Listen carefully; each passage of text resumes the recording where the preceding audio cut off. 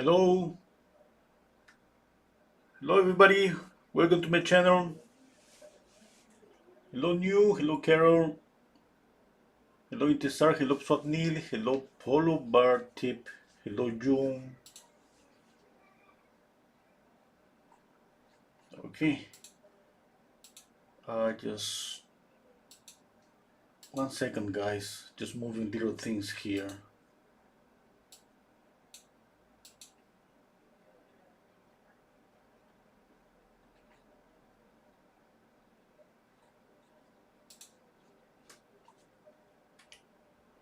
Just 1 second.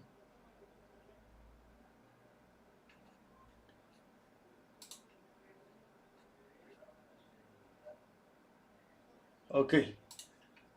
Oh, hello Joyce, hello Samuel, hello Barbara, hello Victor, hello Carol. Okay, I'm gonna mention the colors that I'm gonna use. Titanium white, cadmium yellow hue, cadmium orange hue, cadmium red, a little bit of permanent alizarin crimson, burnt sienna, ultramarine blue, and ivory black. Okay, I'm gonna use a little bit of linseed oil.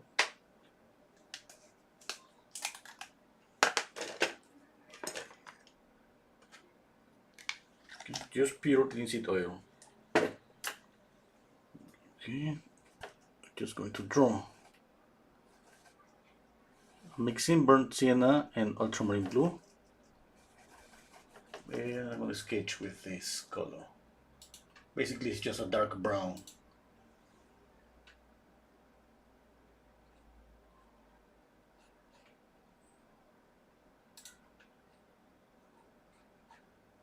Okay.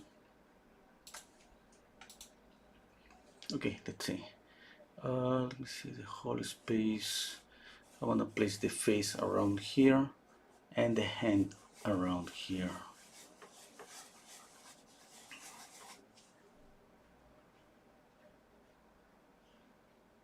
Okay. Oh, hello Michael. Hello up and coming artists. Subnil is suggesting that try your own portrait or your son's.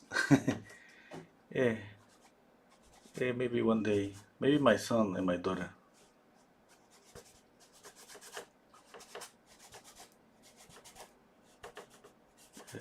Yeah, maybe. Okay, I'm just using straight lines to sketch. Here's gonna be the eye. Always, you know that I always have in mind the measurements. Always measure and measure even. And I'm pretty sure that even when I don't think about that, I just measuring because I got used to do that all the time. It's just second nature for me. Hello, Monique. And up and coming is asking me, do you always tint your canvas before painting? It, yeah, I always tone my canvas with gray or sometimes brown, or I mean usually gray, but it depends what you want. You know, I prefer gray because I work Alla Prima and I want to be able to judge the light values a little bit faster, and at the same time I can get to the darks a little bit easier than working on a white canvas. But that's okay. I mean, it's just whatever you want. You can work on a white canvas, any canvas.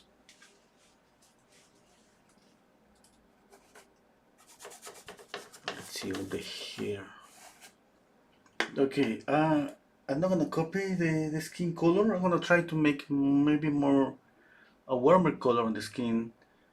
And let's see, because she's pretty pale. The photograph is pretty pale. Uh, the hair is basically red, and yeah, maybe I'm going to exaggerate the red on the hair and make obviously a more orangey face Uh, but you know, I have two options here, or I make the shadow on the face kind of, let's say, warmer, and the lights can be cooler, or vice versa. Okay, I'm just going to paint a little bit of the face with first a neutral skin color. A neutral skin color for me is just a knockdown orange. As simple as that. And I use just orange, and I add white and blue. Sometimes I mix orange with white and black. Okay, this color is pretty good. I'm gonna make it a little bit darker. Some neutral orange. And just let's paint the lit area with this color.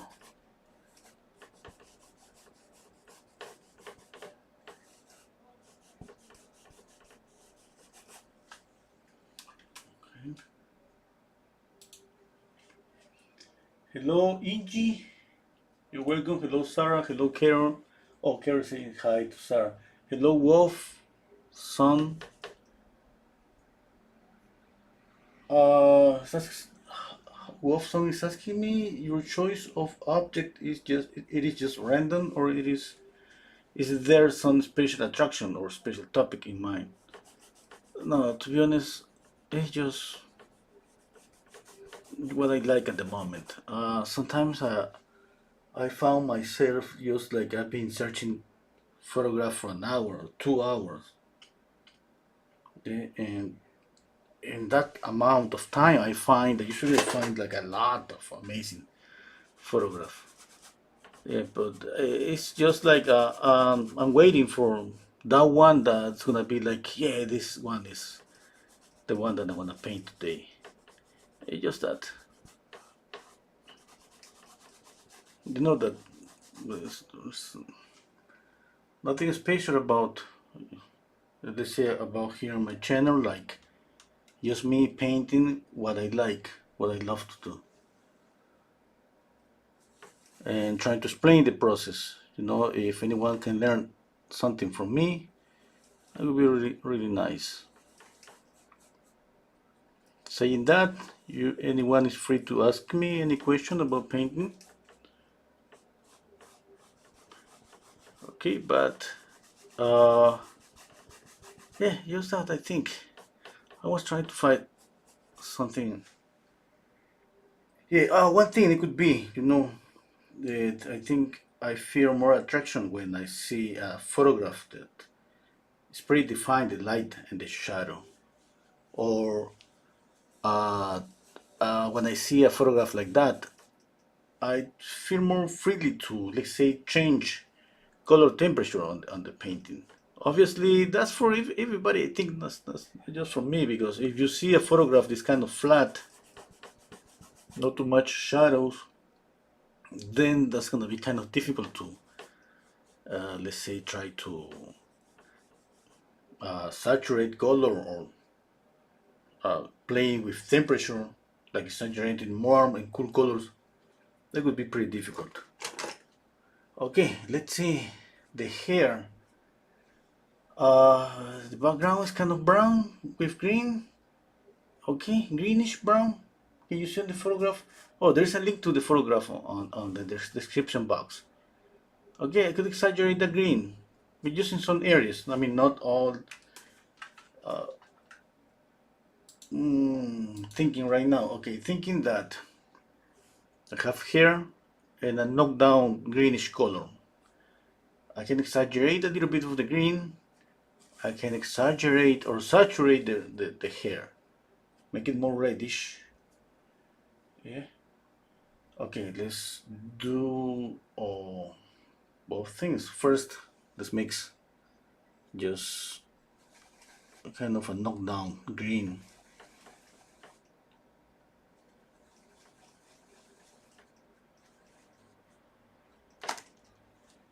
Yeah, something like this is gonna work, I think.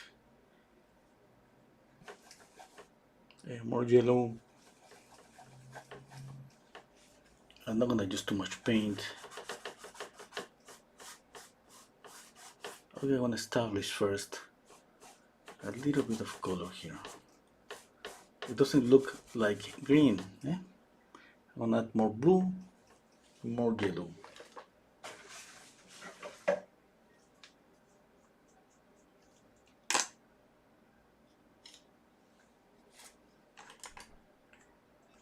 The brand I'm using is Winton. I always use Winton. In fact, there is some links to Amazon if somebody wants to buy the same materials that I use every time.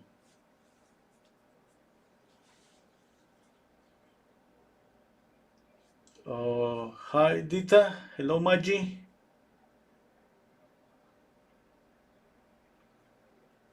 Yeah, are learning to blocking my subject when beginning a paint. Okay, that's pretty good. Up and coming artists. Hello Salman, hello Inji is asking me, do you learn biology, bones and muscles before painting? No, I started to study anatomy after, let's say, I learned a little bit of painting. If I remember, okay, anatomy was a subject in the School of Art that we started to study at second year. Yeah, I think it was at the second year, or maybe third.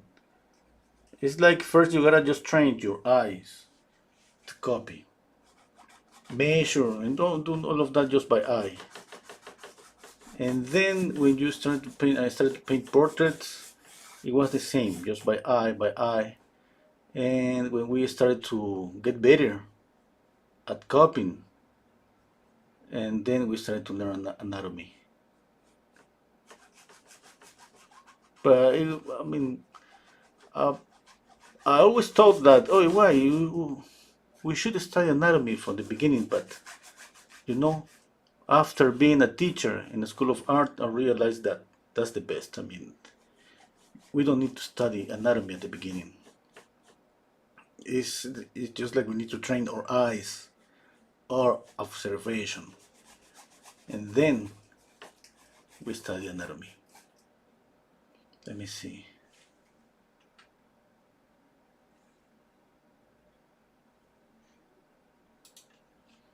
Let me see. Hair, eyes, one eye, nose, hair, the ears around here. Okay, everything is reddish here. A little bit of green over here.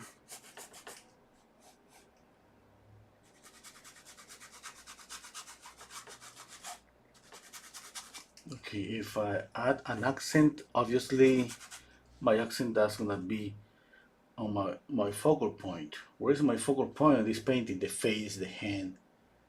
That means that I could make a little bit of an area here more greenish, more intense, if I decide to do that. I'm gonna pick up a different brush and let's paint the hair. Now for the hair, you know what? It's just, red, dark red, brown. It would be really nice maybe to exaggerate that and make a really reddish hair. What do you think? Yeah, I'm not sure yet. Obviously, every time that you think about making a change, you need to think twice, you need to analyze color harmony. In this case, this could be kind of easy because red hair, green background, that's pretty good. I have a complementary harmony here, and the face basically is just knocked down orangey color. Okay, now let me think. Okay, okay. If I make this warmer, I'm gonna do it here a little bit more orangey. Okay, if I make the light warmer like this, a little bit because I just want to imagine what's gonna happen here. I'm not so sure about these colors. I can make the shadow a little bit cooler. Let's see. The shadow here on the forehead. Now you know that it's not like light is warm, shadow is cool. It's not just like that, okay? I'm just trying to establish here first temperature. Remember, if when your light is pretty warm, this light is gonna bounce back to the shadow area. That means that you're gonna have a combination of a warm and cool color on your shadow area. Okay, but right now I'm just trying to establish just two colors, that just to imagine the difference between the temperature here. Now maybe I'm gonna change this. I can change it, you know. I can just pick up let's say cooler. I mean, obviously the skin color is a warm color. It's not gonna be like we're gonna add that light blue. That's gonna be a combination between a light blue, a skin color. This could be a cool light, and this a warm light. A little bit darker here. Okay, if I add this light, definitely what I can do is just warm up the shadow a lot.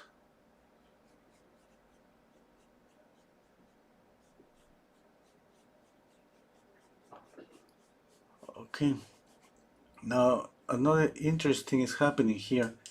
Now you say, but the cool light is coming from here. Cool light is gonna bounce back over here. Yeah, but you know the cool light is weak. It's not like a warm light. It's weak. We're not gonna see that much of that blue.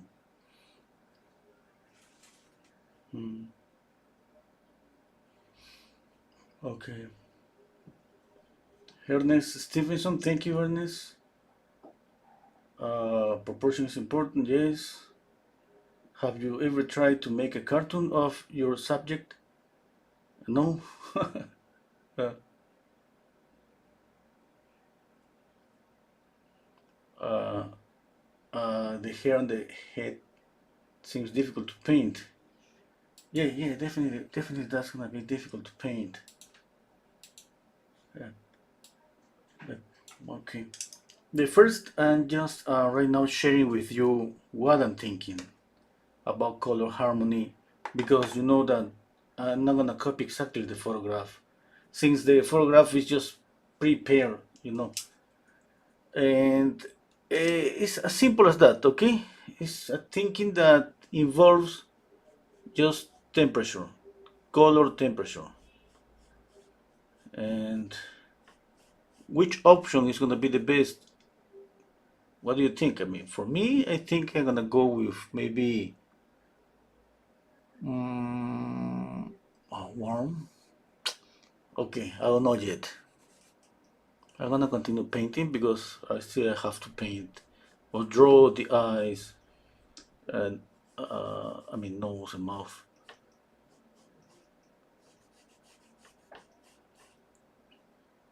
I have enough time to paint about color harmony.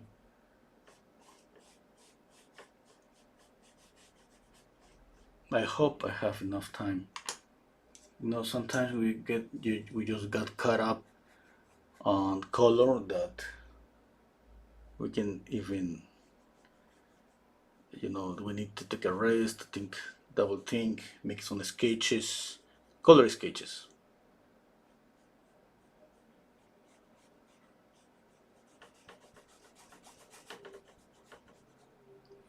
Okay, I'm gonna go right now with a warm shadow, okay?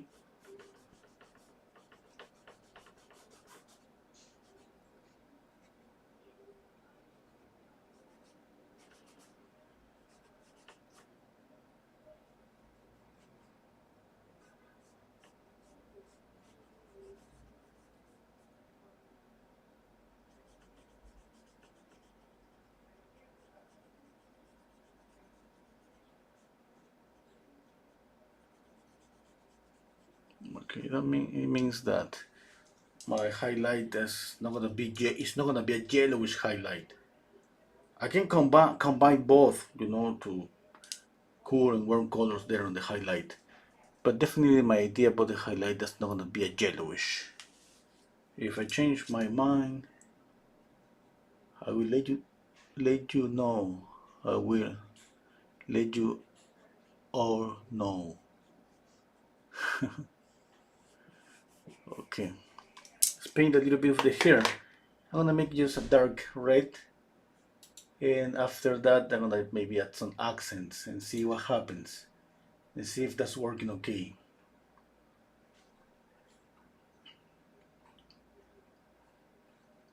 Okay,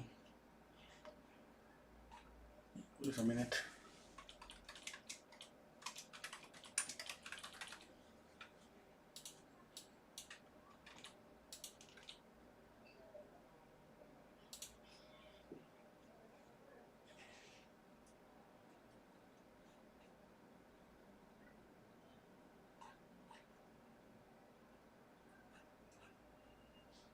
Just a second.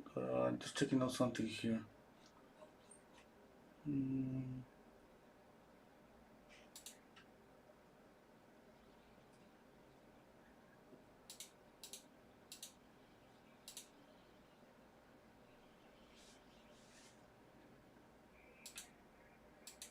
Okay, I'm gonna add some red to the hair.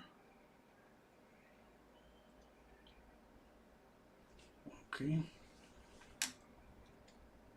let's see. Let's see. Let's mix ultramarine blue and camel red.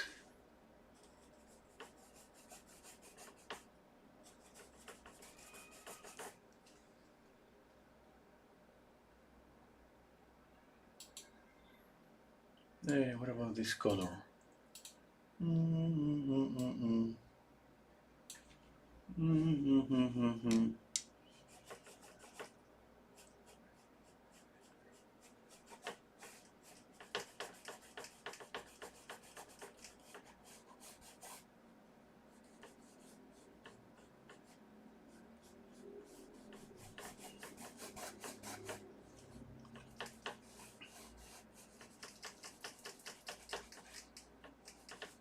I'm gonna add a little bit of linseed oil.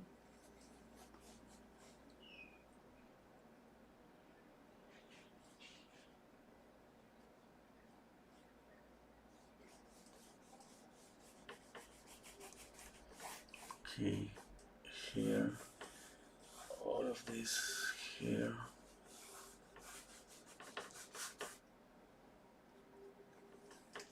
Okay, I have an accent in this area, obviously, around the face, my focal point here. Okay, I can add some accents here, but not, if I add an accent on this area, it shouldn't be as bright as any highlight here.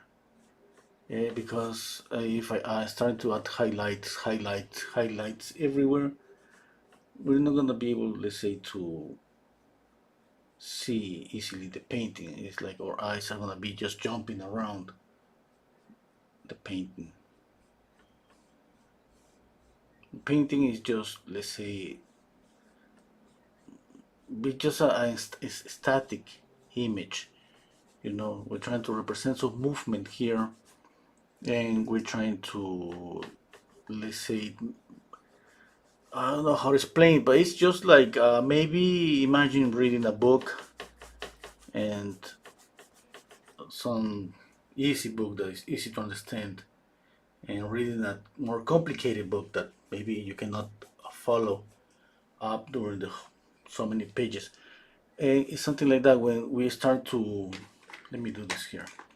When we start to add, let's say, highlights here, here, here, it's the same, okay? Our eyes just go all, I mean, those are kind of tiny focal points that our eyes go everywhere.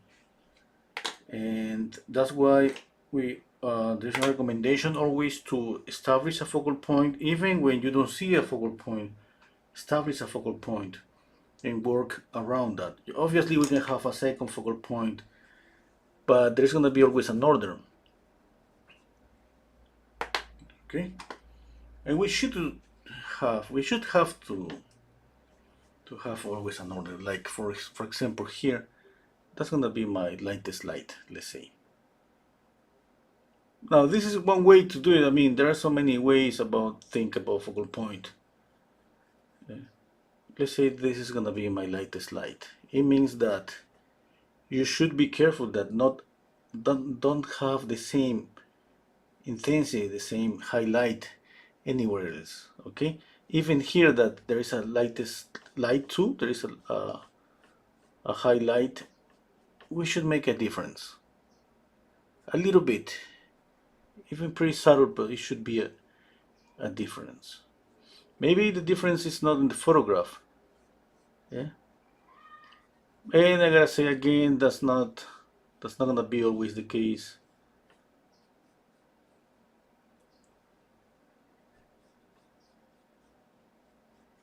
Okay, I need a little bit of green.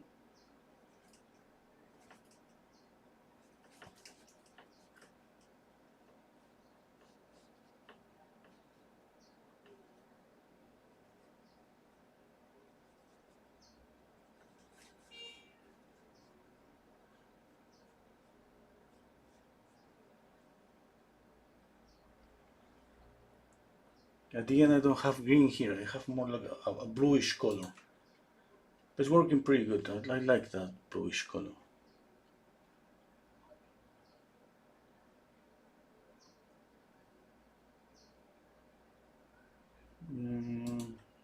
Just stepping back and thinking.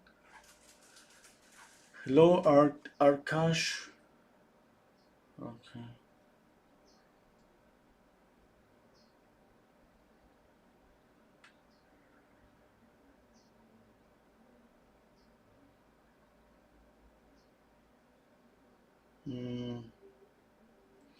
Oh, the temperature is asking me.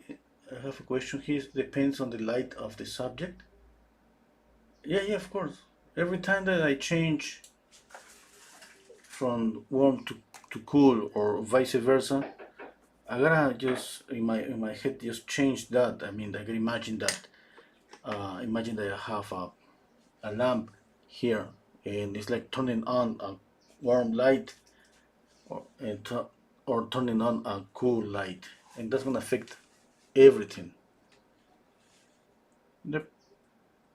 I mean, yeah, just that.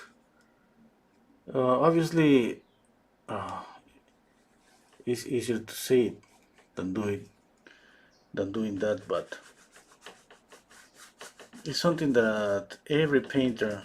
I mean, it's a must. Okay, we cannot escape about thinking about temperature. There's no way. It's not like saying, hey, I don't like that, it's kind of complicated, I'm not going to study that. No way. No way. You know why? Because this is happening in nature. It's not something that color theory has invented, it's just a study of nature.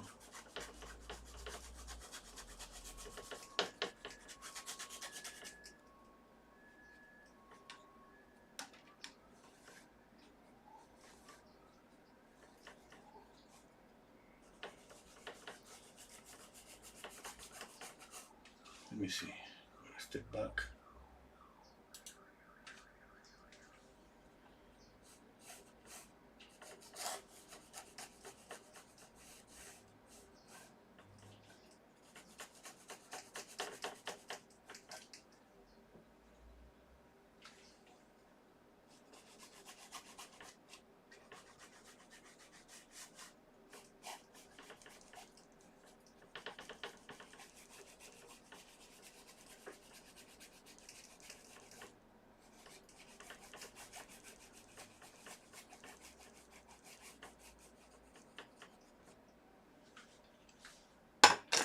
Okay, and I think about details. Let's work on the eye.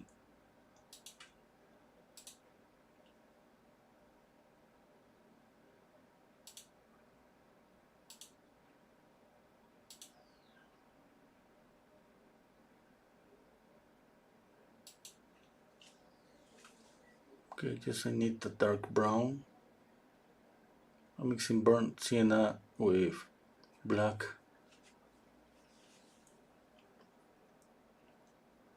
Let's see.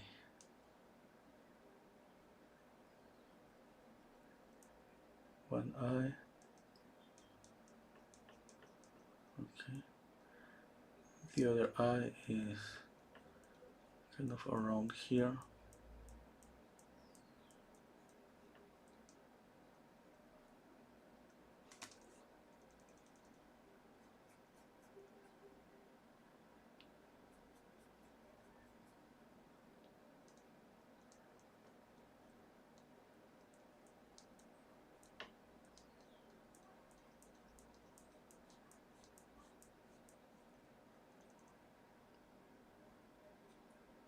I need a more reddish color to work on the mouth.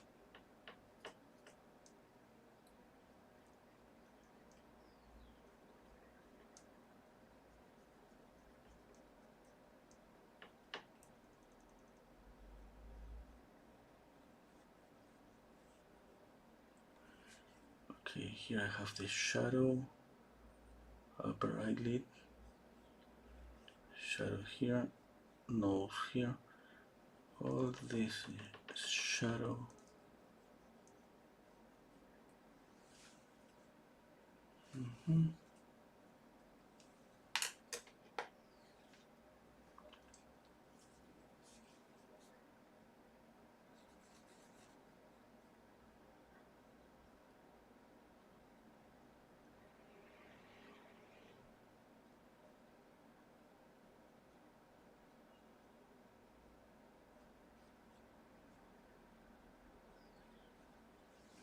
Okay. Oh, I can see a little bit of the face. Yeah, let's see, I have more red here.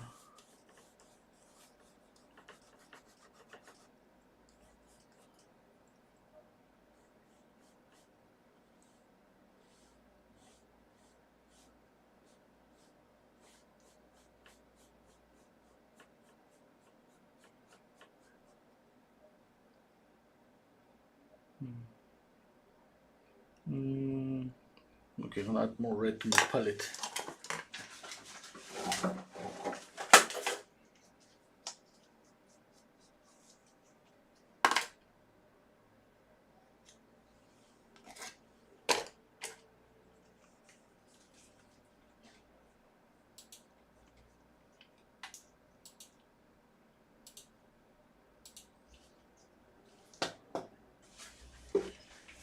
Okay, hello Cage Wilstorp. Hello Shina. Thank you.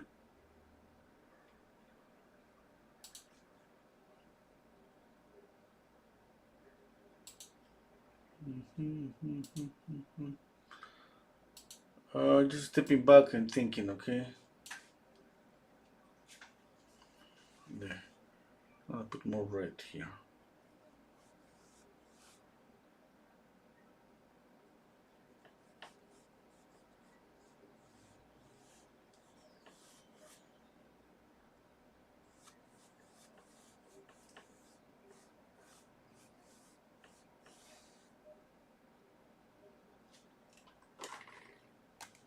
Okay, a little bit of this neutral orange.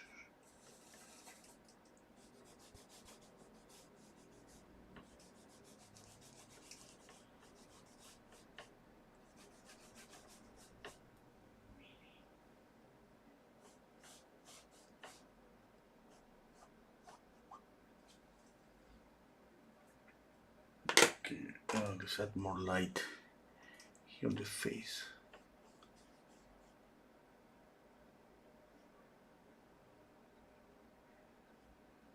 Okay, light, light.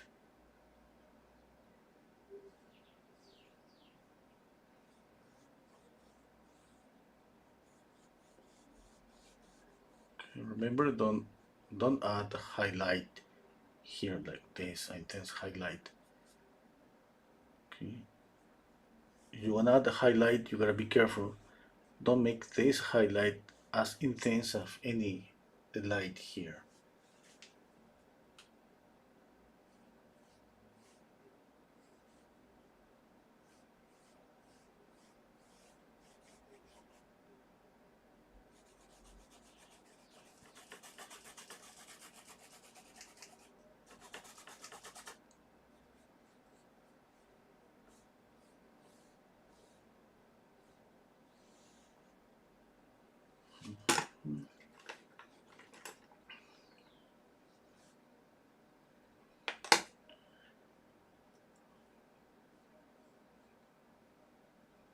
Okay, what I think. Oh, there's a color that I think I'm gonna like it. If I add this, I'm gonna mix black and white.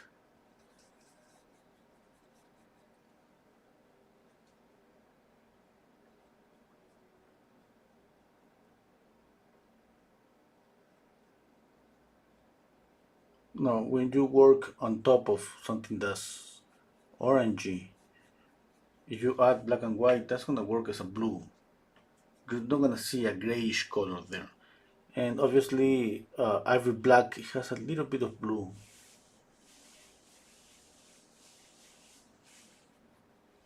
By contrast, you see a bluish color. Yeah, I'm thinking about that because I was thinking about green.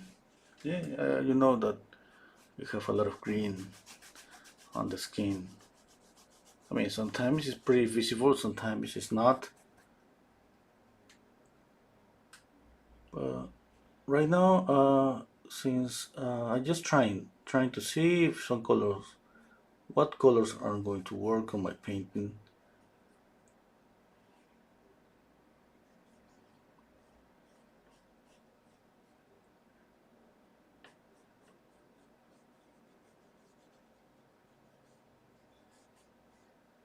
Okay, you know that we have some areas where the skin color is a little bit knocked down, more greenish or grayish, and some areas where the skin color, the skin is more, is warmer or reddish. In this case, obviously here we need to see more red.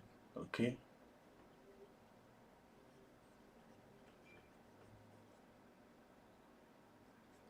and the ear too. There's always a lot of red on the ear.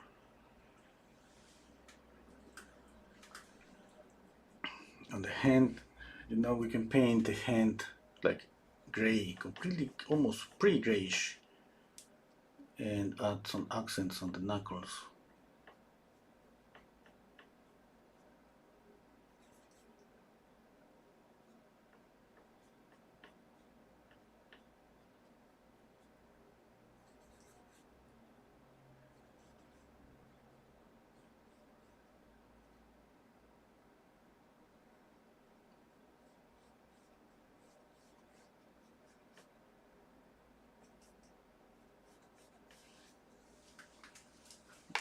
What about some green? I have here a green that I love. I love this green. This is chrome green hue. Let me show you a little bit of this. For example, I see something greenish. I don't know what's that. Some kind of fruit or some kind of snake. It could be a snake below her hair. Okay, I don't know. But let's say that I'm gonna use this to add some accents.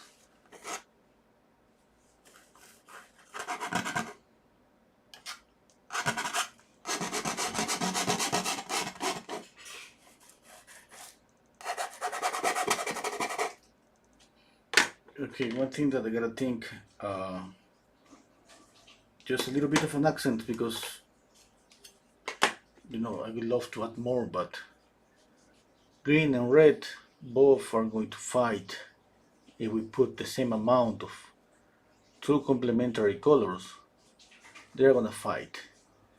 Okay, when you put in smaller portions a lot of red and blue together, sorry, red and green together, you're gonna make the color vibrate, make it create a vibration there that's gonna make that area more colorful. But when you have a bigger area, some greenish area, on red area, bigger areas, that's not gonna work. Okay, that's I mean, for me, I think that's not gonna work. I have seen so many painters getting away with really high contrast.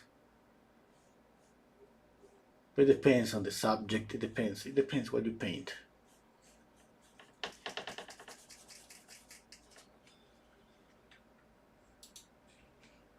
Okay. Hello, Melanie. Thank you.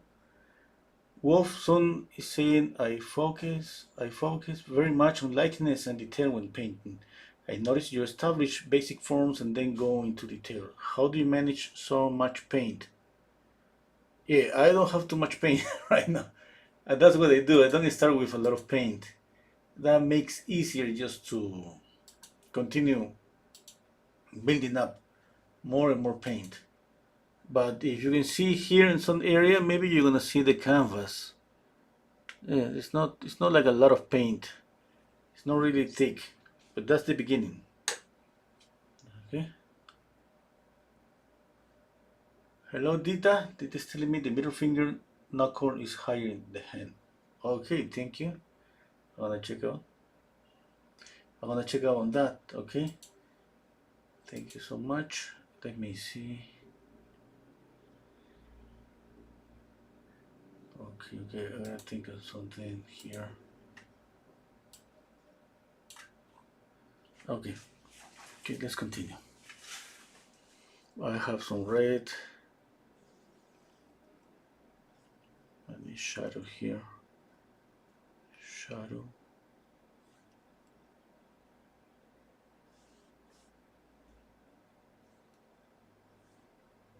I was speaking about something I forgot. About color temperature. I always speak about the same.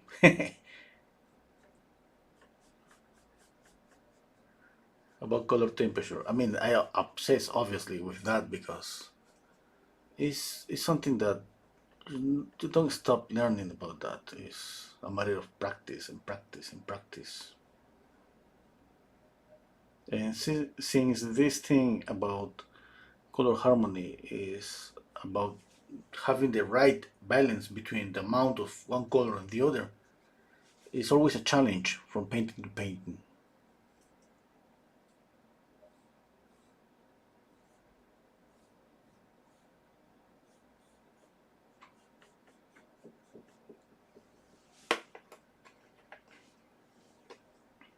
I was thinking about what Wolf son asked me about working on the terrace. Yeah, yeah, what can I tell you? I mean, it's just I think I got used to this process so much. Uh, okay, there are some. It's not like it's something new or nothing. I remember I have heard so many people saying that we have two different approaches to painting. One is could be a more linear approach. That means that we can go with lines from the very beginning and details. And the other approach that's a more sculptorical approach. And that's basically my approach. I think I need to see something to start to building up the form. Uh, but it's not like you use one way and not the other. We use both always, but it's more like we can tell that when somebody has a more sculptorical approach because you see that how the form is starting to building up, not based on details, based on shadows, light and shadows. Okay, and where a different approach that would be obviously start with a pre-detailed drawing and on top of that start working. There is no like one way is wrong and the other way is right. No, both are perfectly okay. It's just what you like. It's just what you know. If somebody just prefer to start with a pretty detailed drawing. It's perfect. Nobody's gonna tell you that that's not okay. It's just up to anyone.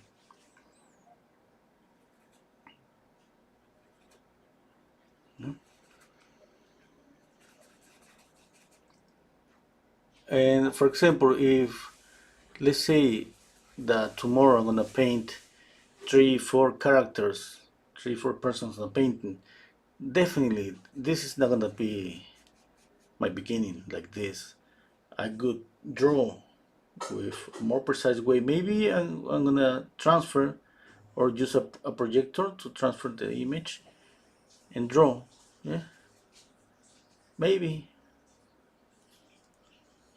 Anything that we are free to use anything we want.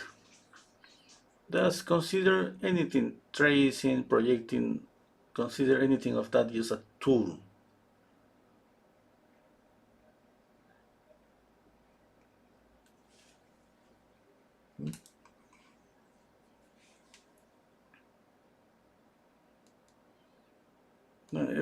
Some people think, oh, that's cheating.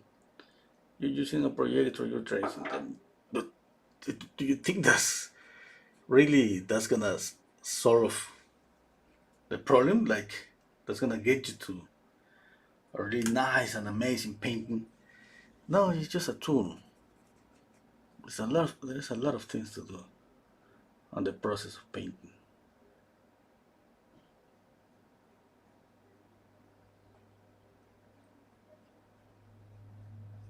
That's why we should be feel free to use any tool.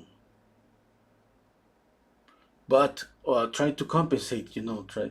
For me, it's about balance. Pretty sure if one day I trace a drawing, the next day I'm gonna go by eye. Yeah, it's just me, just trying to find a balance.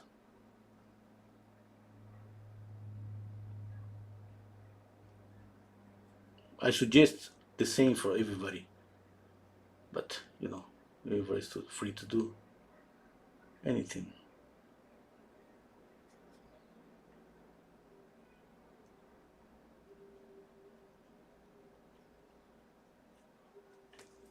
Okay, let's see how much red I can put here. Okay, let's see. Read. I have to scroll up to read. Melanie, please run a second. I buy this paint. Oh, thank you so much, Melanie. Yes, yes, yes, of course. It's for you. This one is for you. Thank you so much. Hello, and everybody say thank you to Melanie. Thumbs up. Okay. Hello, Jonas. Oh, thank you, Monique.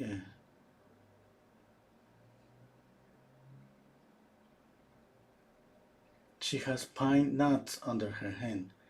Okay. Yeah.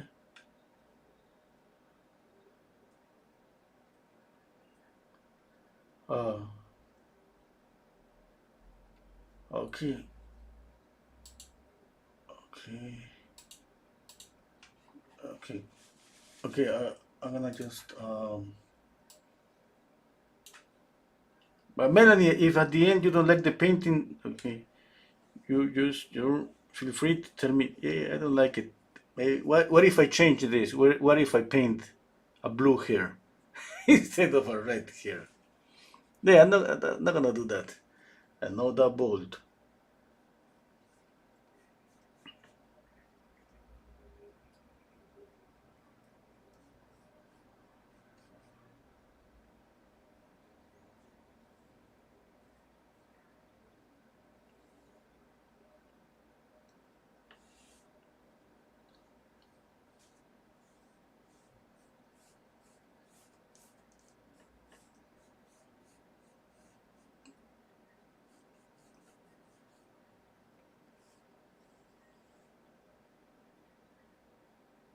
Okay, I'm gonna blend a little bit.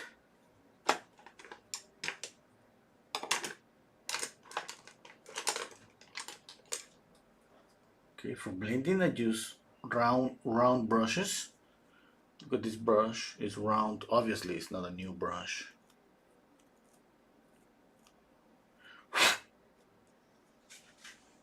Okay, let's blend.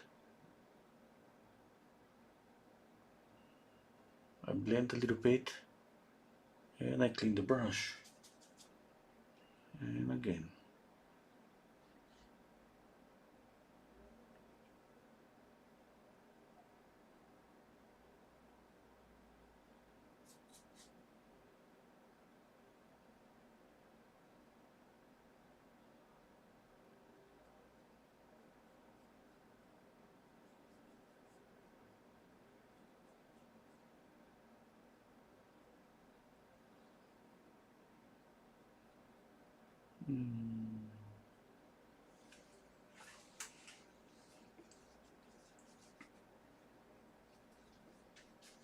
I clean the brush.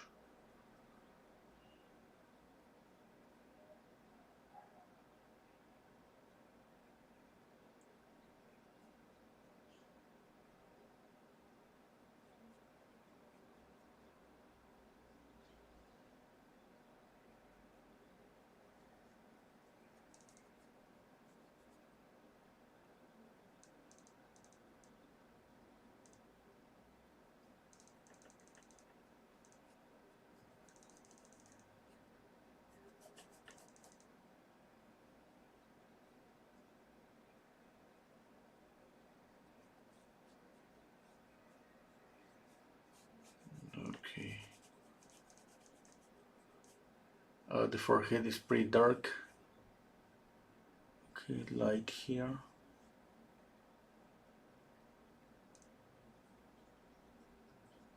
Light here. We need to make this area that looks like it's turning, like that. Here's the same. Light here.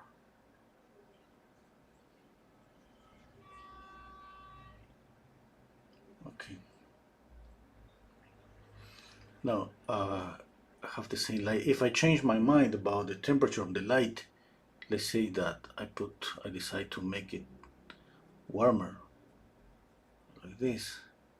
Should be a difference, okay? I'm gonna just look at that. That yellowish, that's gonna be a warmer. That means that I have to add warm here. Warm and warm. And definitely that's gonna affect it everywhere.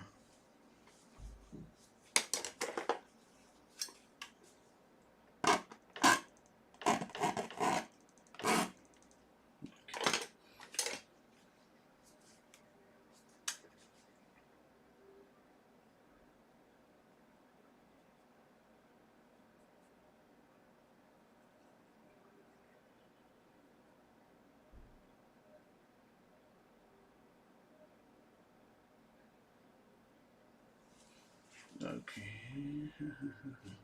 Okay, more red on the head, on the hair here, like that, like that. Here too, here.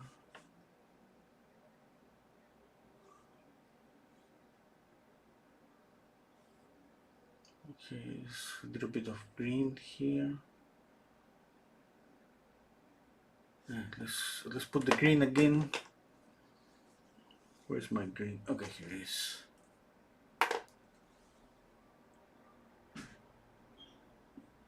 Okay, I'm gonna put it down here. This is Green Hue.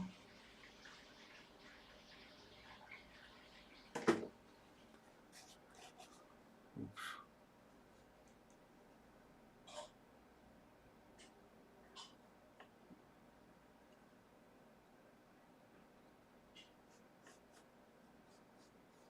I'm just trying to add some accents here. If this doesn't work, I'm gonna get rid of them. It's twin things right now, but anyway, let's see.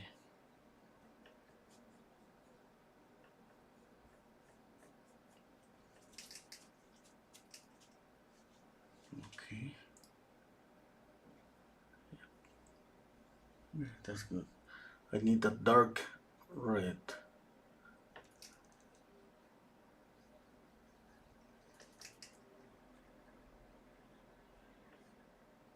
Let's see this. Dark green, sorry, dark red. Sorry, I just sometimes my brain thinks in one, and yes, there is kind of a disconnection between what I do and what I say. Sorry about that.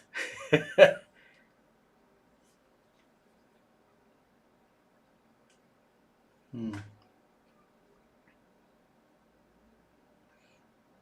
Yeah.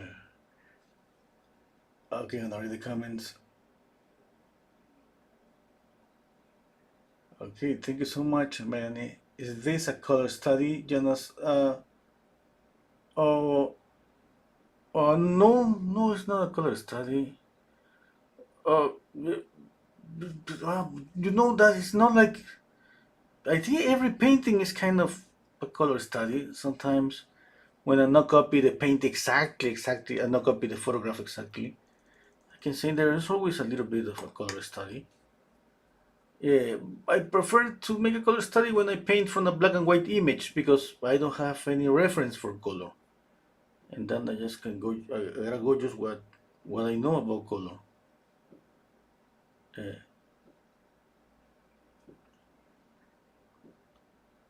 uh, oh, Wolfson is saying my problem with your technique is the amount of paint on the canvas, and using old Holland could that be the problem? If it is you use the paint of the artist when painting following a tutorial. No, no, I don't think it's about that. Maybe it's just about get used to the amount of paint. Uh, okay, an example, for example, the amount of paint, that's gonna be something that I gotta say that I have seen so many people trying to control the amount of paint. It takes a little bit. It takes a little bit. Okay. Uh, I just think the amount of paint is just like it's just like when we write something, when we see a little kid writing, and usually they just have a heavy hand. They press really hard. Okay, and that I can I, to be honest, I don't know. I'm trying just to make up an example that you can use, but to be honest, I don't know how to help you. You just got to be really aware about maybe squeeze out of the paint just a little bit of amount of paint and just use first obviously just synthetic brushes, pretty soft. This way, I mean, you're not gonna use too much paint because uh, bristle brushes definitely they carry a different amount of paint. What else I can suggest?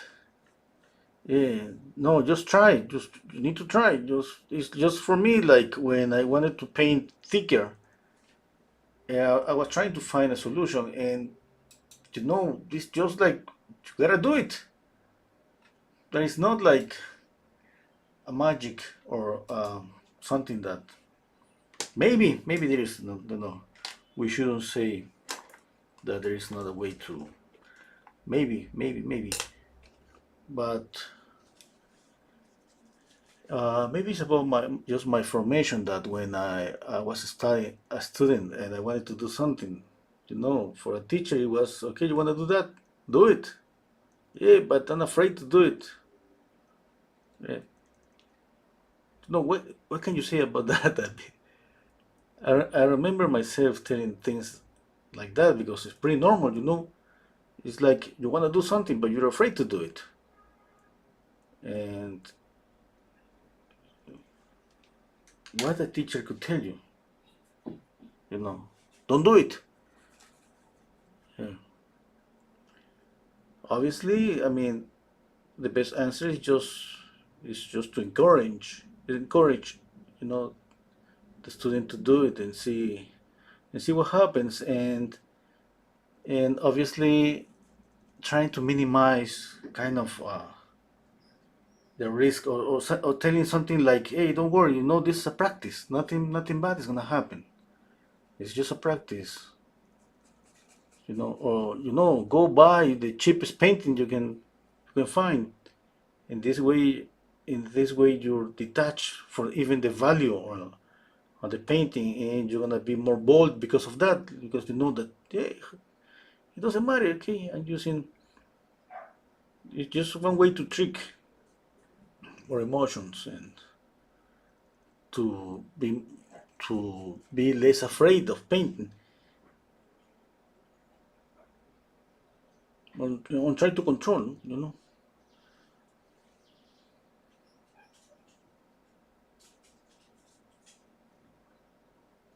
try to control the amount of paint, try to control everything.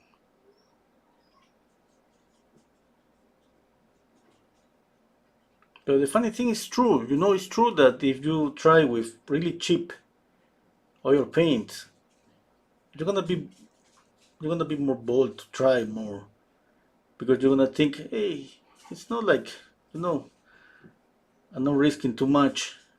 It's just a practice.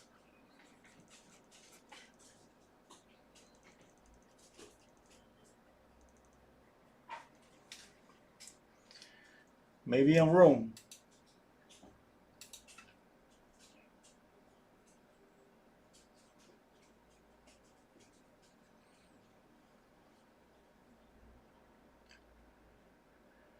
Uh, uh, uh.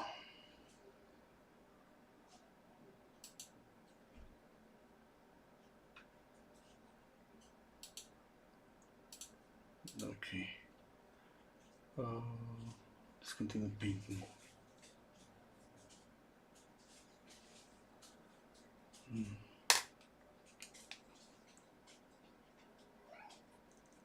I'm adding more red to this brown here, a lot of red.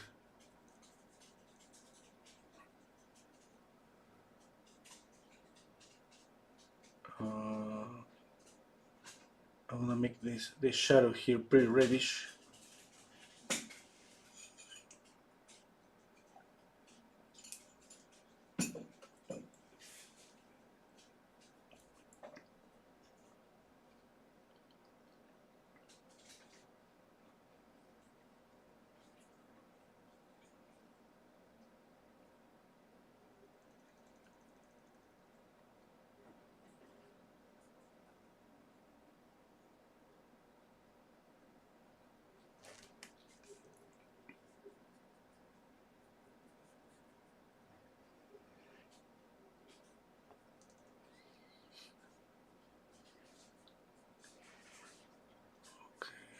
Let me see.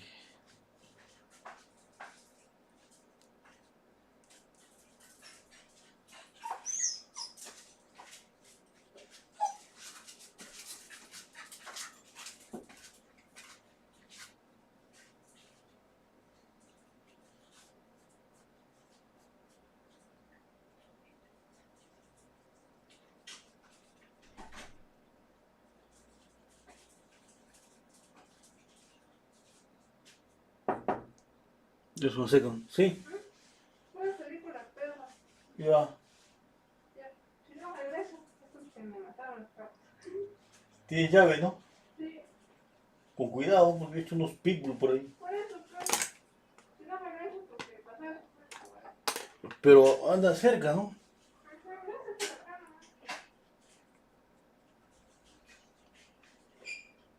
Yeah, that was my daughter taking our dog for a walk.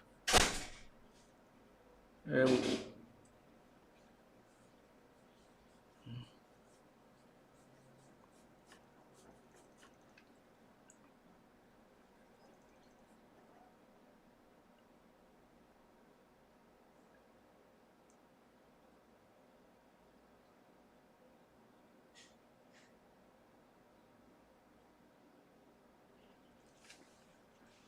okay.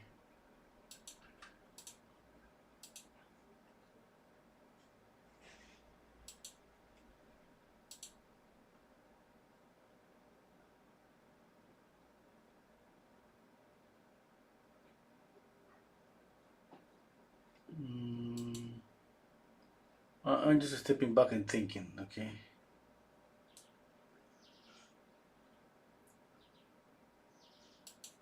Okay, let's continue paint. I think everything is okay. Of the face, maybe it's too much light. Okay.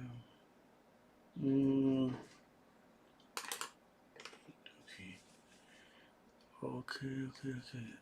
What if I make all this a little bit darker? Just to keep light here. I'm gonna pick up more white. Just pure white.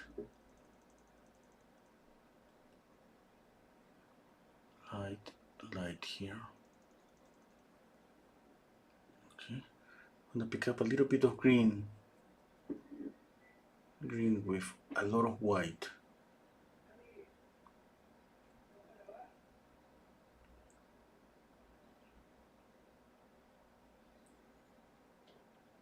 More green.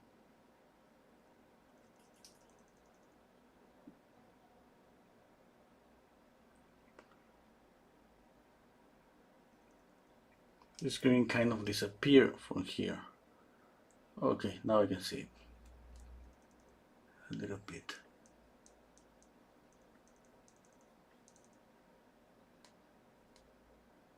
It's not like you want to see pretty green, it's just something subtle. It's just something pretty subtle.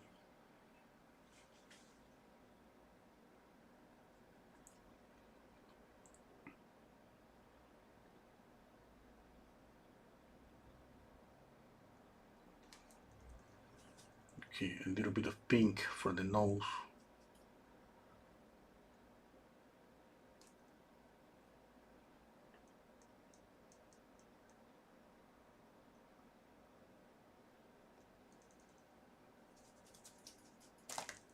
Okay, green again.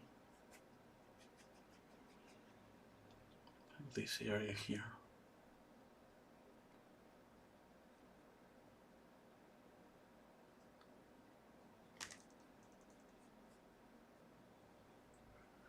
Okay, I should make this a little bit darker. The darker green that I used to add for skin color is a mixture between black and yellow, or black and yellow ochre.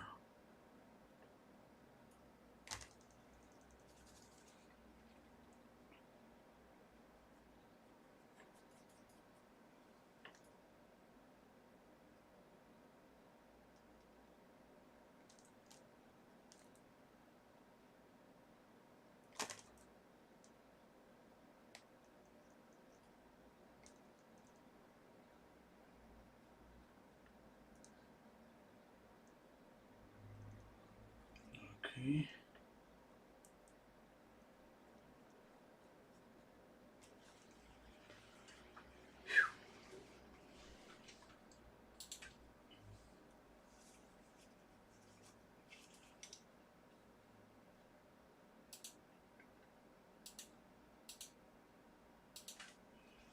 Let's blend again.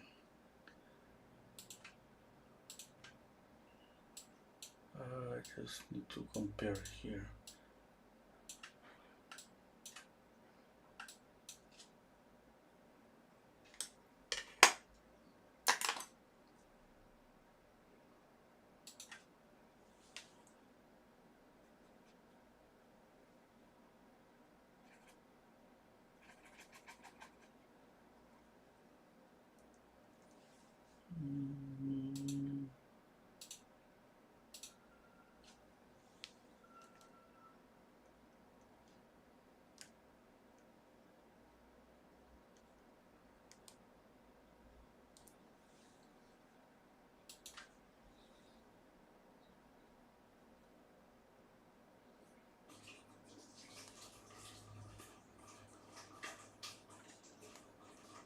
Okay, I'm gonna think about this. Yeah, okay, let's see. Highlight here. Okay, let's see. I see a light on top.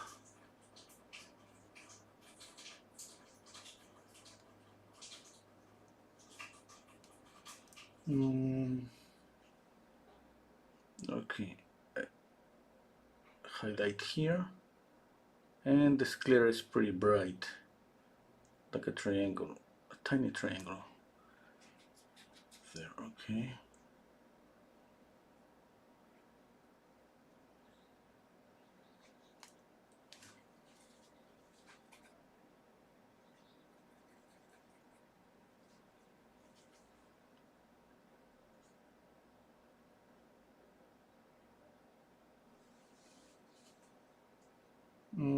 Yeah, something is not okay in there.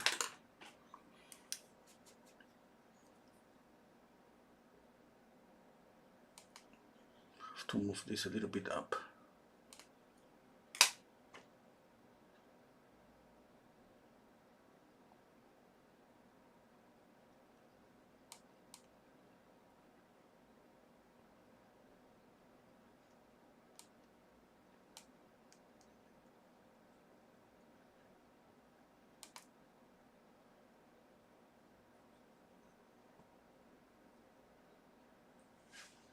Okay. Let's see. Okay.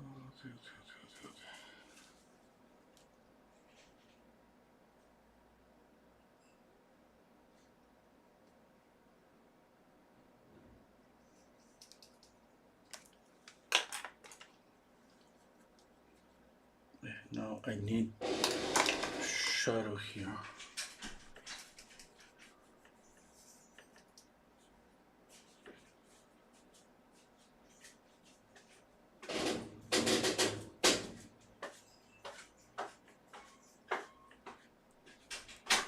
Oop. I picked up some blue with the brush.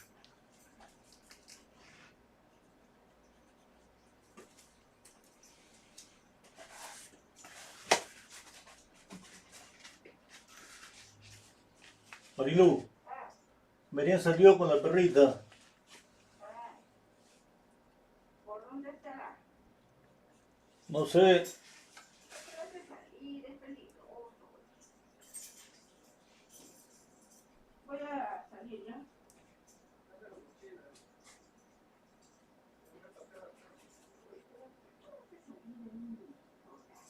En la calle a veces están gritando auxilio, auxilio, que están como... Can you hear that? Pero quitarse salir a Can you hear that? Say hello, Marilu. Say hello. Hello, hello. Bye, bye.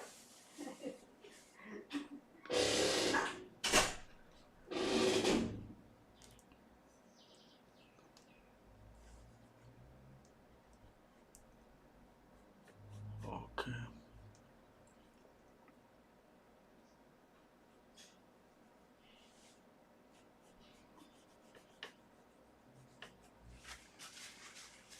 Okay, let's blend.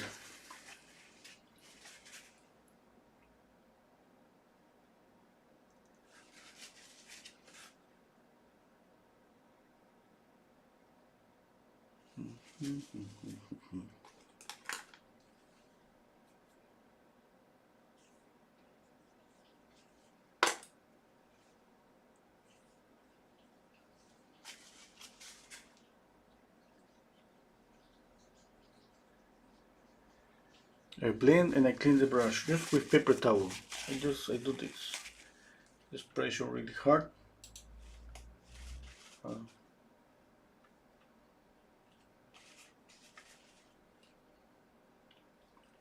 hello, Waria. Thank you. Monique is saying it's clear gesso just as good as white gesso. Yeah, I think we don't have those too many options here. I just to buy just one kind of gesso, one type of gesso. I haven't even noticed them, you know.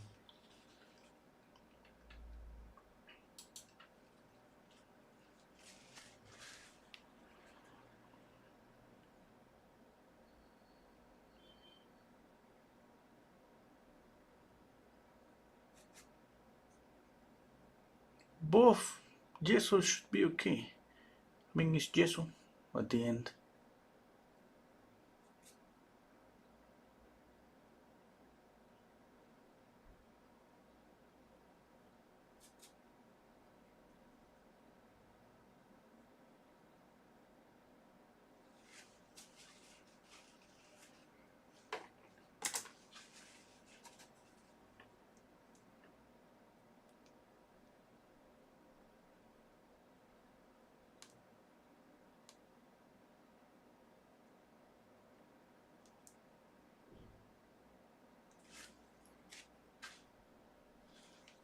Select a smaller brush for blending. I have different brushes for blending. This is a number 0 round brush, and I use these ones in smaller areas.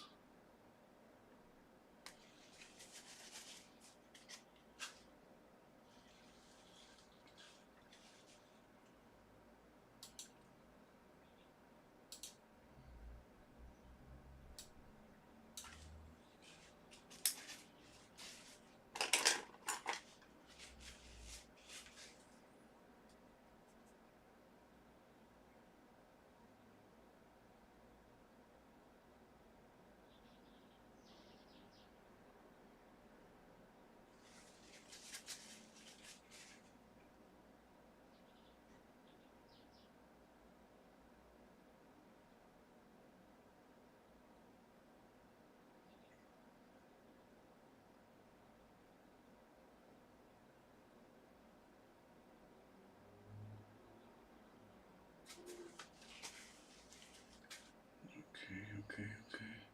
I think I'm gonna move the mouth a little bit up. I'm not so sure yet.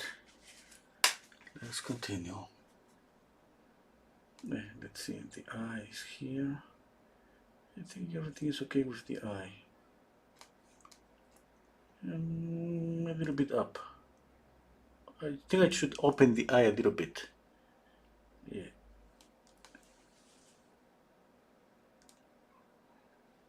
Okay, yeah. Now the nose.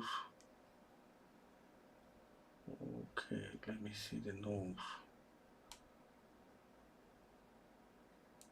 Here. The upper lip.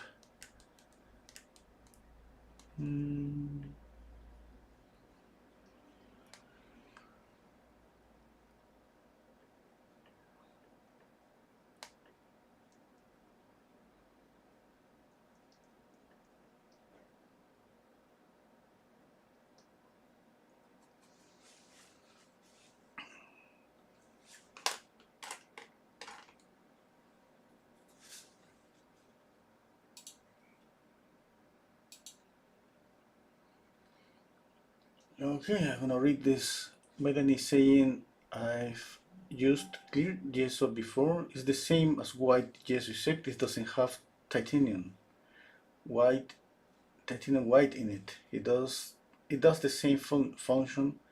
You can tint it with a small amount of acrylic paint. Oh, that's pretty good.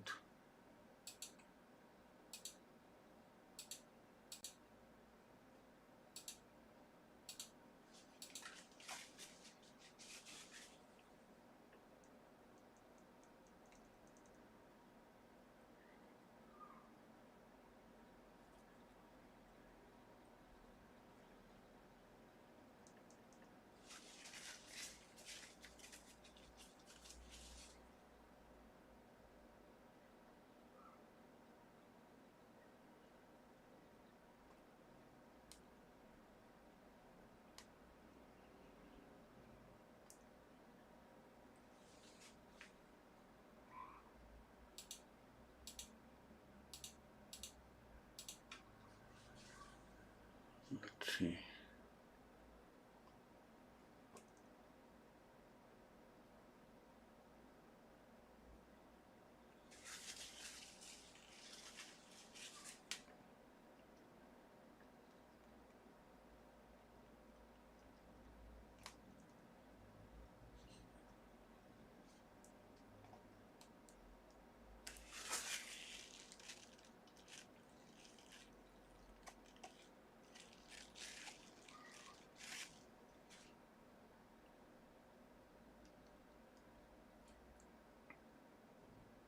Oh, I forget to promote my Patreon account. Here I go. As you can see on the screen, on the description box, on the comment box, uh, you can find the link to my Patreon account where I have live paint along lessons. Like, imagine those lessons are pretty close to this in YouTube. Obviously, the difference is that we paint alone together, just with a small group of people. But it depends on what group, because I have a group for Saturdays, okay, to paint basically landscapes, still lifes. We can paint animals. Maybe we can paint a kind of expressive portrait someday. And Tuesdays and Sundays we paint portraits alla prima. Alla prima on Sundays and more longer process on Tuesdays. But if you join, let's say, that particular tier, you will have access to both, okay, Sunday and Tuesday. And obviously the idea is the interaction, you know, I can see what you paint and give you some advice and critique.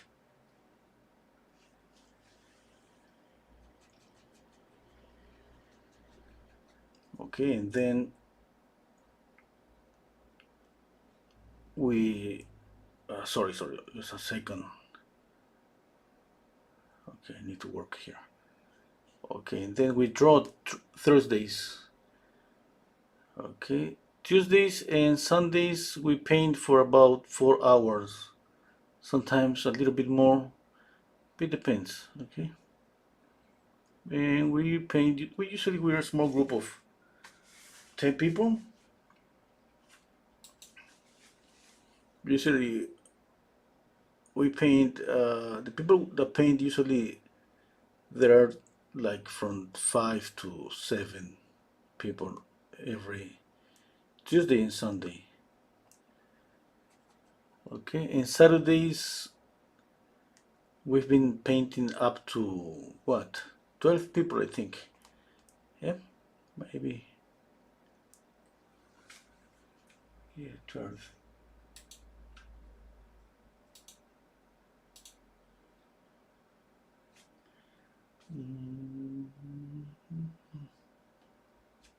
Okay, okay. Okay, I'm doing okay, I think.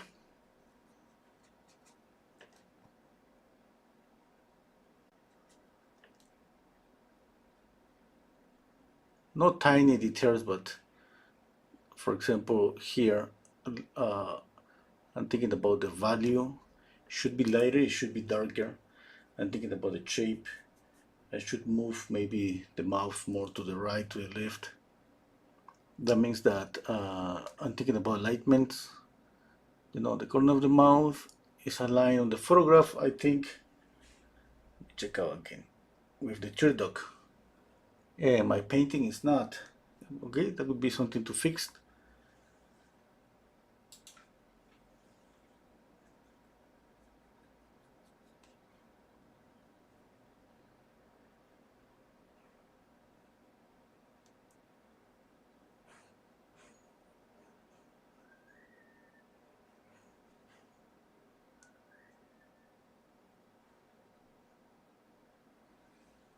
Okay.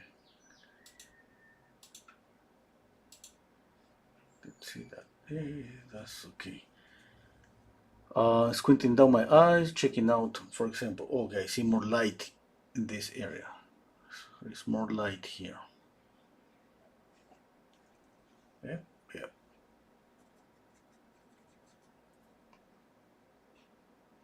Lighter here.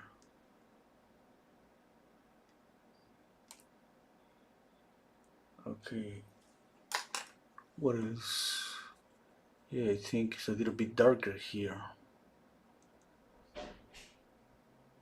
Values are really important, okay? We keep squinting down our eyes just to try to see as much as possible all the values. Now you take a photograph of both your painting and the photograph and use, you know, your cell phone to darken up both. And that's the best option to check out values. You know, on the lessons I do that with Photoshop to be able to see the highlights, midtones, and shadows. Obviously, on the live stream, I'm not able to do that, but I didn't do it today. But sometimes I do that before the live stream. I analyze the image, I check out the values. Okay, because that's pretty important.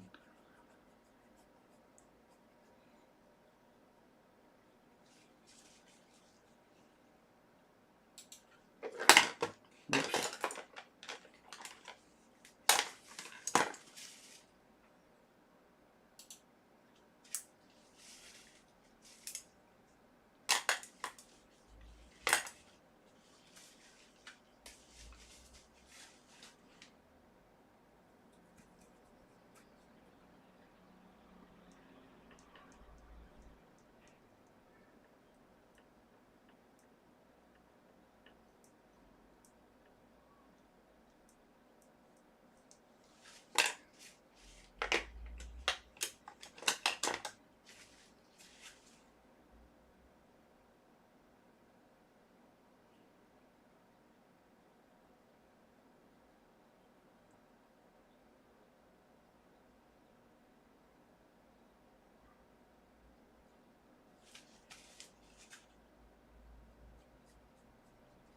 Okay, I'm gonna paint a little bit of details on the ear, and then I'm gonna move to the hands.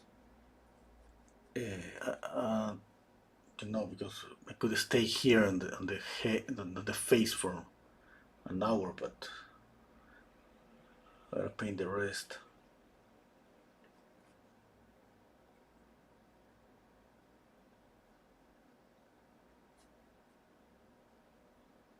I'm adding a lot of red and orange.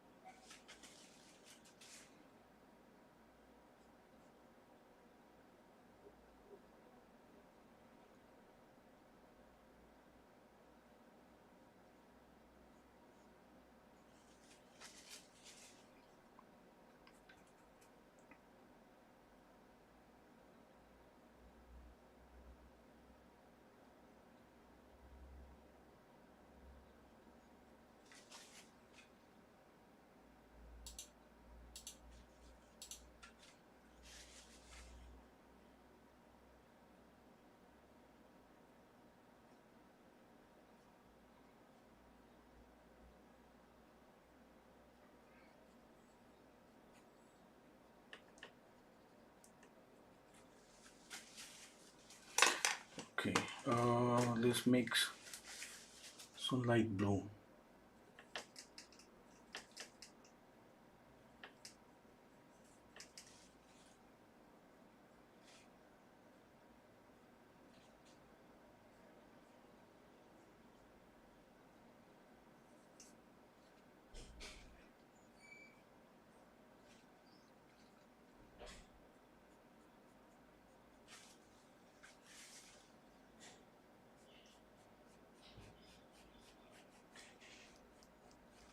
Okay, it's not just about this color here, okay? I'm gonna go with more colors. But I'm establishing just a little bit of light there.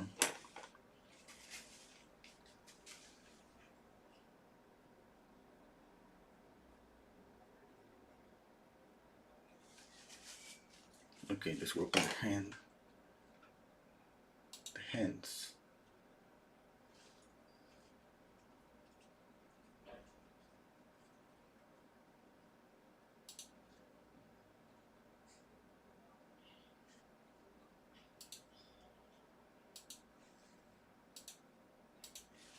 Okay, let's see the hands.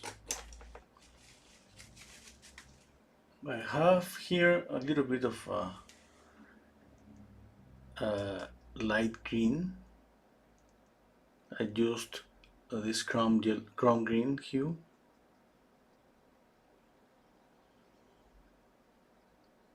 The brand is Winton, okay? My oil paints are Winton. Winton is the student grade.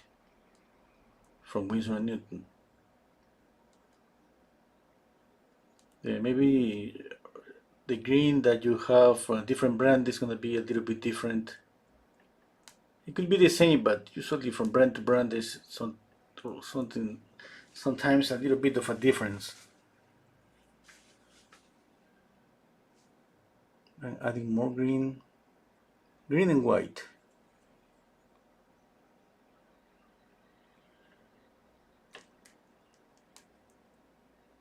I don't know if this is too much visible, but here I can see pretty clear the green.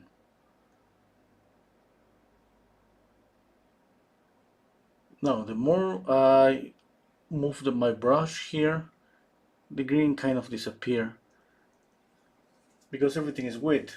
It got mixed.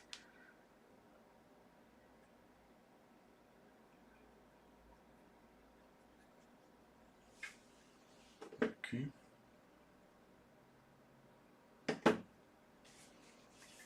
Okay. Let's see.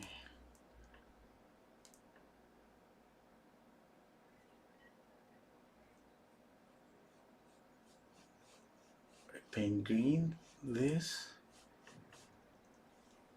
Next to the green, I paint pink here.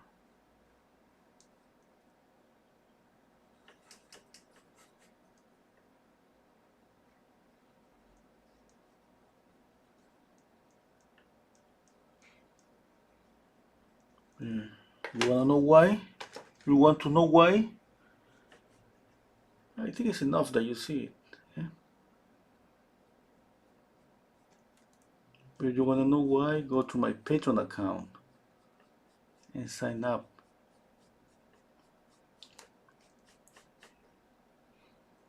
Let me see.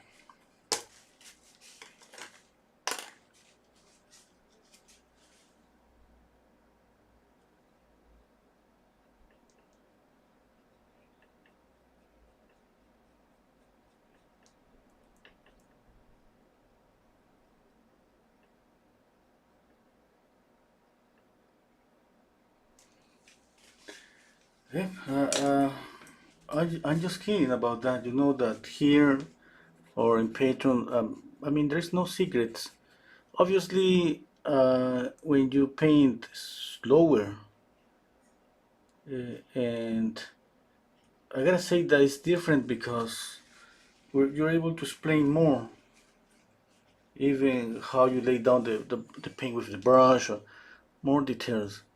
And when I paint on Patreon, it's kind of more relaxed pace, because everybody has to catch up with the painting, and in YouTube I try to go a little bit faster.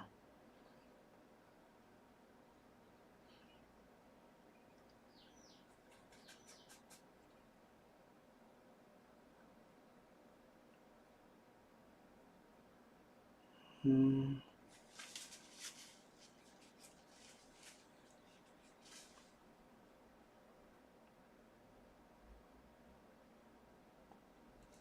Okay, okay, I love it. Yeah, I need just more green and white.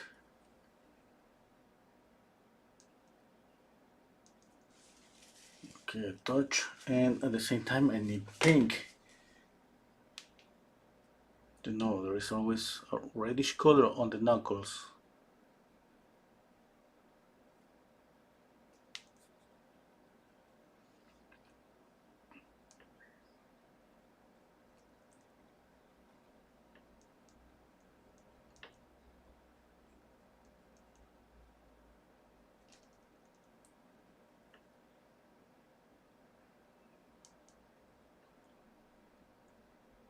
More pink here.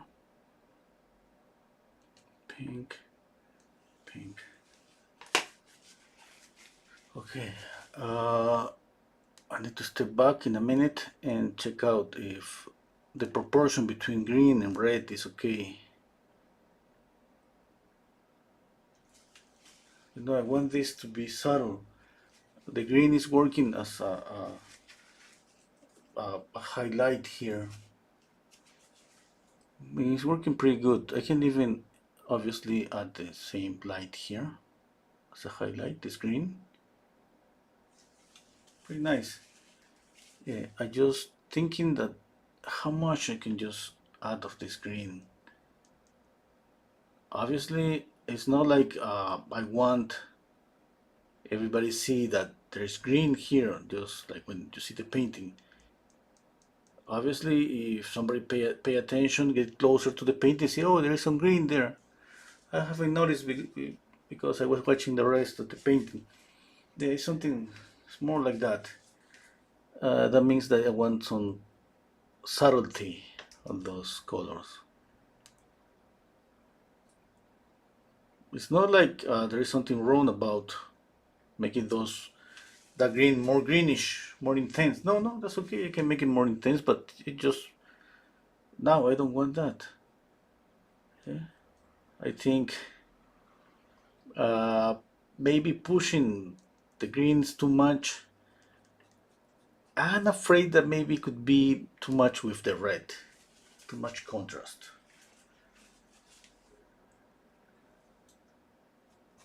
Okay, and I'm just thinking about that, thinking, okay, I already have a nice contrast between red and green. How much can I push this to what point where it's gonna be annoying? Yeah? And that's not gonna be the only two colors in the painting. Yeah. Obviously, I'm gonna add, for example, here I have some purple. I could put some purple here. It's more like a violet, more bluish color. I can put it here. Okay. Small proportion, a small proportion. My shadow is not cool. But I can squeeze a little bit of a cool color there.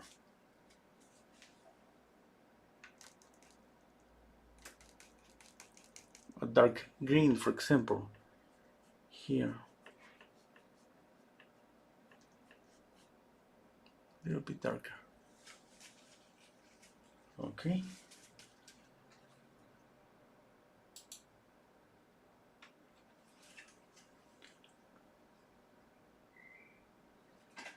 Sniper Wipers is asking me, have you ever used Aris professional grade oil? If so, do you find it any better? Okay, yes, I have. Uh, yeah, it's been a long time, to be honest. Yeah. Uh, this is like to see a difference, like, oh my god, oh wow, this is no, because I used to knock down all the colors. What I remember perfectly is an orange. I don't remember the brand, so sorry. I bought it in New York. I'm speaking about 15 years ago. And that orange was so intense that I don't know, I needed a small, tiny portion to boom, make it glow. This was just, that orange was just concentrated. As soon as you touch it, it was just explode. And yeah, obviously, one of the things that we appreciate about those pigments is permanency, and obviously the more strong pigment it means more color. Yeah. Now, but when you paint a portrait, for example, we can get to the extreme that don't need too much color. Yeah? That's why the sword palette, I mean yellow ochre, red, black and white works for painting a portrait. I'm not saying, I'm just trying to put an example that can you see how many we can just kind of limit our palette to extreme and get away with a nice portrait. And even a colorful portrait. It's not like you want to use a sword palette because you want to paint kind of a mute skin color. No, no, you can get away with a really intense and really saturated skin color. Yep. In terms of permanency, that's obviously we need better pigments. In terms of what you're gonna see as a result of the painting, no, I don't think. If let's say that I have or I'm in the process of mastering values and not, let's say that I'm not so good on values, that means that that's gonna affect the three-dimensionality of my painting. Okay, and if I use the cheapest oil paint or the expensive oil paint, that's not gonna change the fact that I'm not good enough on values. Okay, definitely there are some things that definitely are gonna be so good about better materials. But we gotta be aware that making a better painting is not about that. You know, we can have a nice and beautiful painting even with just tempera or gouache.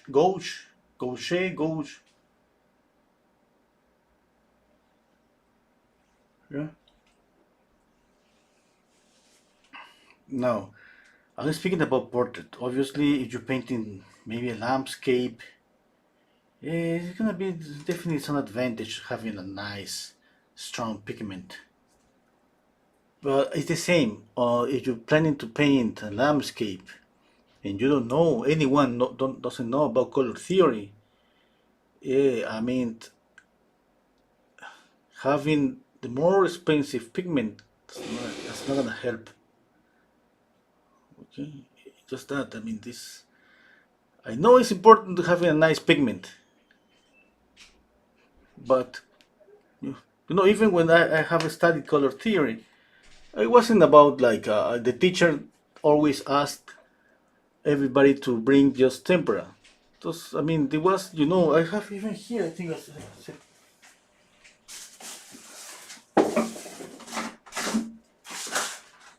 yeah. This is the one that I used when I was a student of School of Art. Look at that. Okay, a set of 7 colors. It's just like what, $5, and all about color theory. I learned about color theory, I practiced about color theory with this. Just that. No oil paints. The cheapest thing that you could afford as a student. Now, okay, now obviously, uh, I gotta say that I have seen amazing results when I have used really expensive pigments for glazing. The transparency just, yeah, you know. But again, if you don't, if anyone doesn't control color theory, contrast, and all of that, it's just, I don't know. Sorry to say that.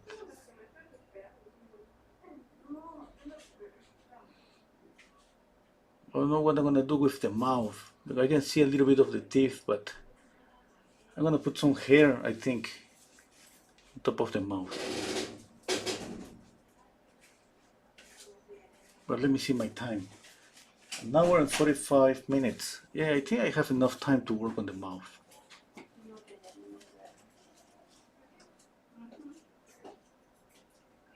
We get a chaufa. Sorry, I was asking for food.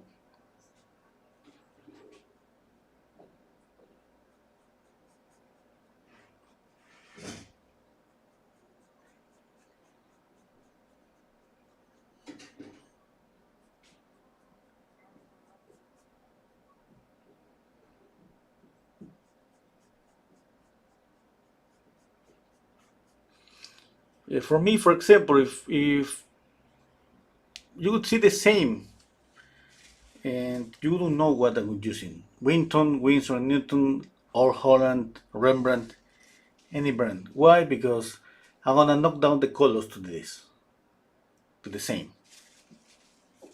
The same. That's what I need for a portrait.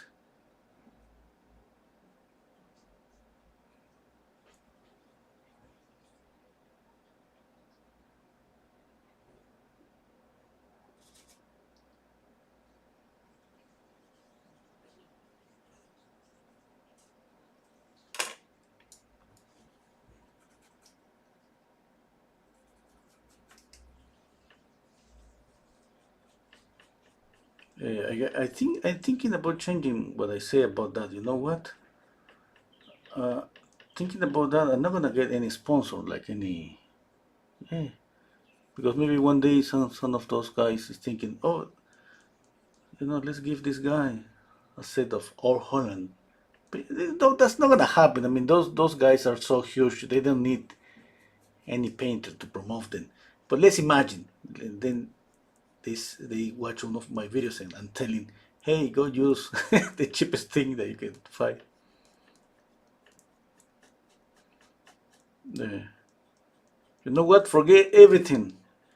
Go and buy the expensive ones you can afford.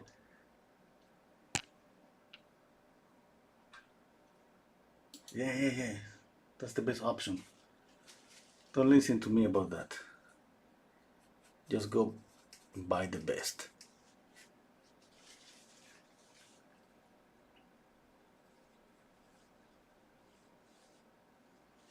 Oh, Melanie saying, okay. Hello, Marina. Melanie saying that she got a tube of orange that's very, very strong. It's called Pirol Orange. Could be the one you bought. Maybe it was so strong. Yeah, yeah. I kept that tube for years. I needed a little bit just to, for a glaze, something like that. Hello, Alphat. Sniper War saying I didn't mean would it help make a better paint. Yeah, yeah,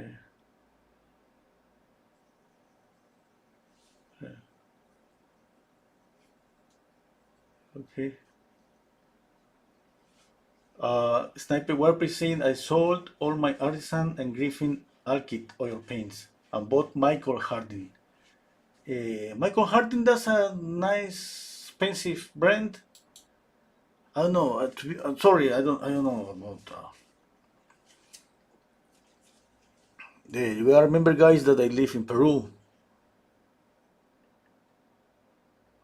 We have a lot of nice materials, but not all of them. There, there are some brands that are just so expensive that they, I mean, they cannot come try to sell them when just a little just a bunch of few painters are gonna buy them. There's no business for them to come here with an expensive brand.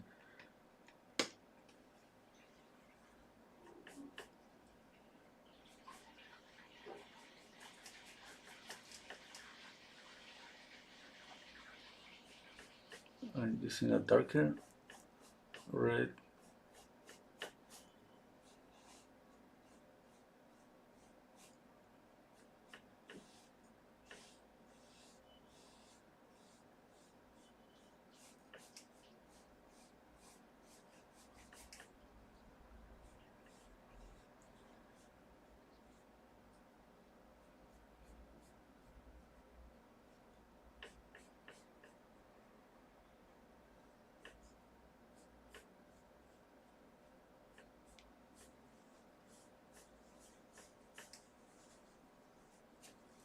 Mhm.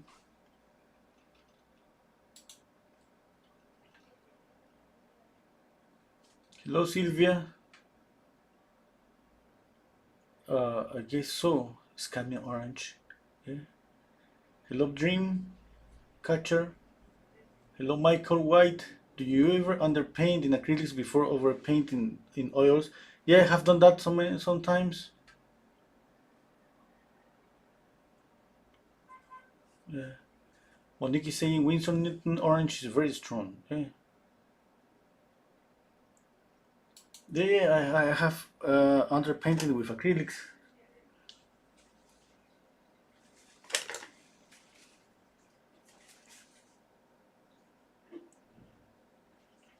I have done that a couple of times when I wanted to finish up a painting really fast.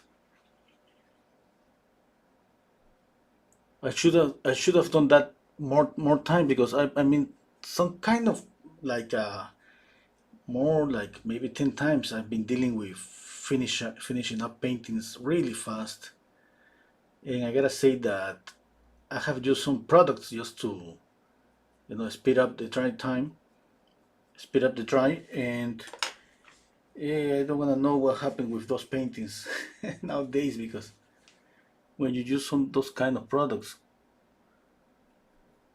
definitely something bad is gonna happen to the paintings.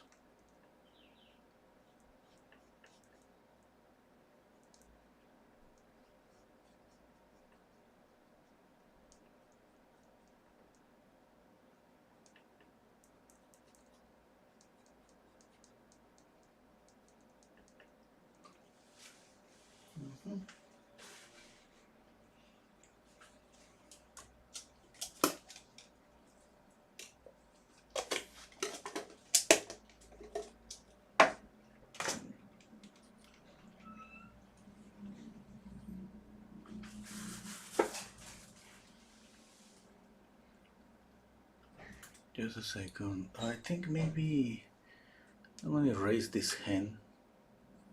Mm, okay, I'm gonna soften that.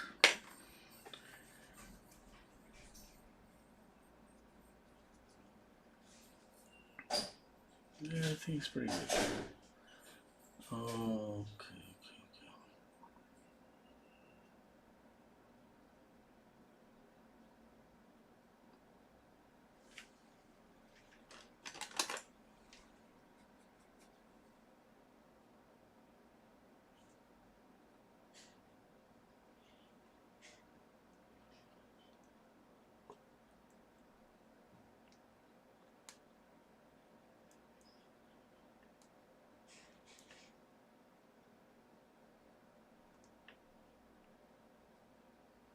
I'm gonna show you what I have used.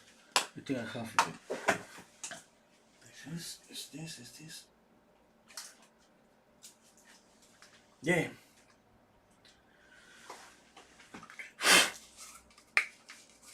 I have this for so many years. It's full of dust. Okay, this is a cobalt dryer. Look at that. That's kind of a black liquid. Cobalt dryer. This thing, it makes the oil paint dries in an hour, maybe less, 30 minutes. But you let it dry and you check out the painting in like a week, and you're gonna see that the painting is a little bit darker. And then you check out the painting again, like in a month, and it's a little bit darker. Okay, and just that. I don't know what happened after a month. I have used that product maybe a few times. I used that for to sign my paintings because that dries really fast. Just for that, and I keep the bottle because I told this story before, but I'm gonna say it again. I remember a guy that he came, he contacted me. He wanted to paint. He wanted me to paint his girlfriend, and he was like, "Hey, I want you to paint I just want you to paint a portrait." And I said, "Okay, here's the photograph." And I told him, "Okay, I mean it's gonna be ready maybe in 2 weeks." And she was like, "No, I need it for tomorrow." I mean, are you kidding? For tomorrow? Yeah, I need it for tomorrow. I mean, she's going to Europe, and she's the love of my life. And please, please. And I was like, oh, no way. I mean, and while we were speaking, I was thinking, I mean, what am I gonna do? I mean, what? You know that it was. I didn't have any acrylics. I didn't think about that at the moment. I just thought, oh, maybe I can use this cover dryer. Yeah, but I was thinking that's gonna just ruin the painting. And he was, okay, I'm gonna pay you more, and that was enough to hear for me to say, let's do it. Uh, okay, just a second, okay? Sí.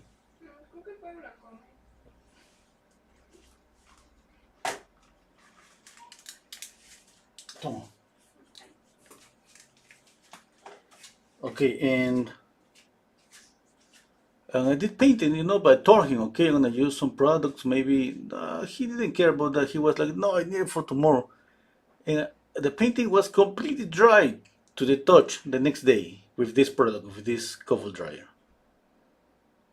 Completely dry. Even I added some thick highlights with black, white. It was completely dry to the touch. Imagine it just in 24 hours. He was so happy with the painting, you know. I was happy about the money, but I was kind of worried about what's gonna happen with that painting. Pretty sure in a month that's gonna be just everything dark. Eh,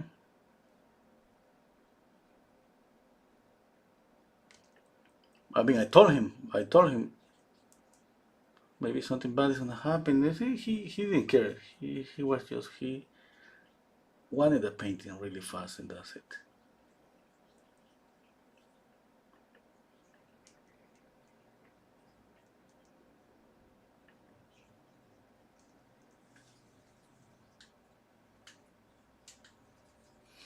Okay, let's see.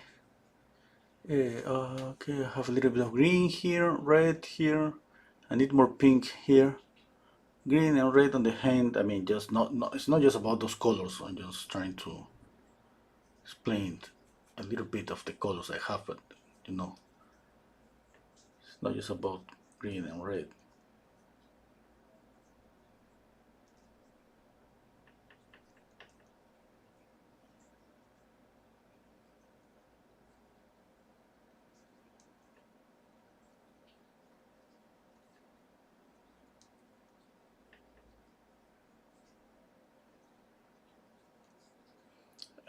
And that was the only painting that I have painted completely with this cover dryer. And then I have finished up some areas of painting with that cover dryer just to deliver a painting on time. And so bad with timing, and so bad with timing. That's one thing I hate about me.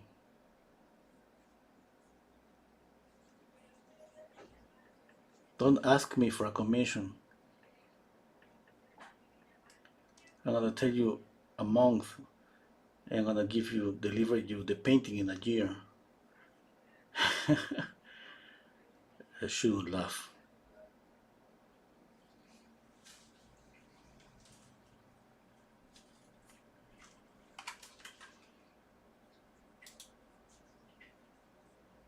By the way, speaking about commissions, there is a link. And speaking to finish up the story, this guy, he came back to my house the next day with a bottle of wine, and he was really happy with the painting, and you know.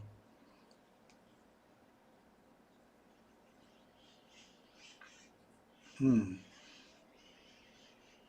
Yeah.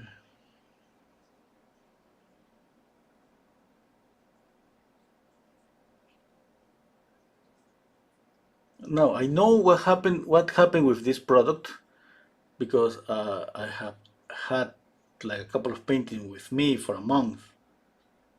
I know that happened, and I remember one particular painting that, just the only one that I kept with me until today, is over. I don't know where, but it's here in the house. And that painting I painted red, kind of strawberries, pure red. And I saw the painting a year after I finished up the painting, and the pure red, it was something like that, like a dark red. The strawberries were really dark red. Yeah. And nowadays I don't use anything. I just use oil paint. And if it's gonna dry in a month, I wait a month. I don't care anymore that this kind of different with time.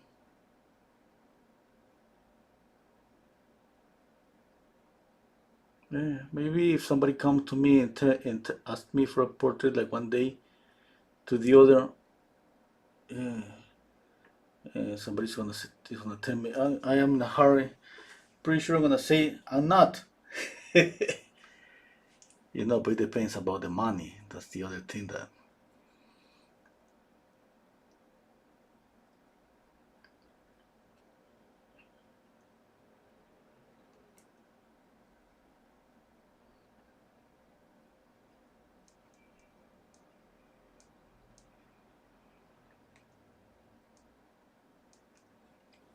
Okay, let me step back.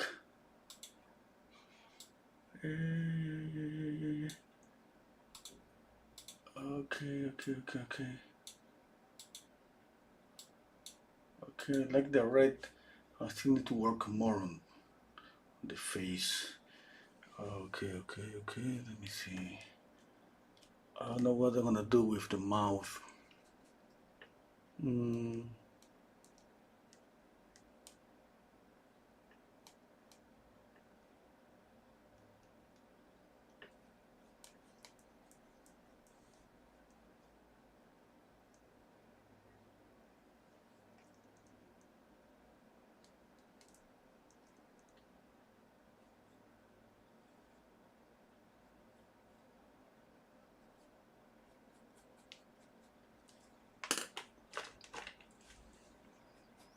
Oh, I remember that. Oh my God, I forget.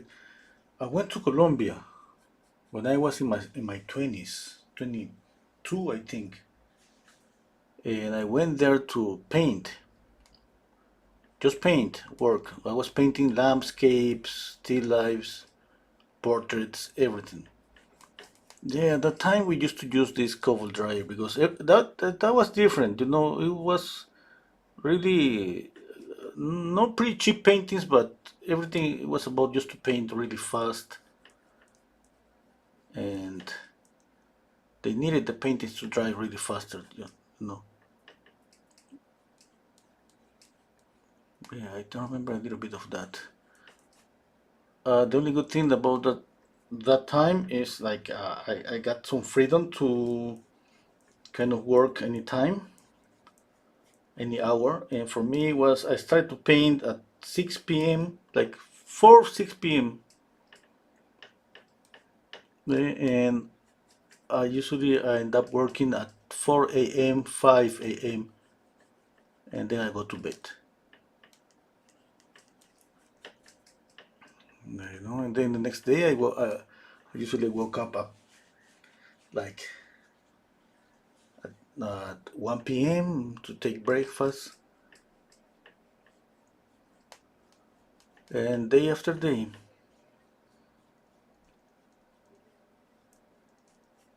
I have like 4 hours from 1 p.m. to 5 p.m. just to go out, and then I started working again.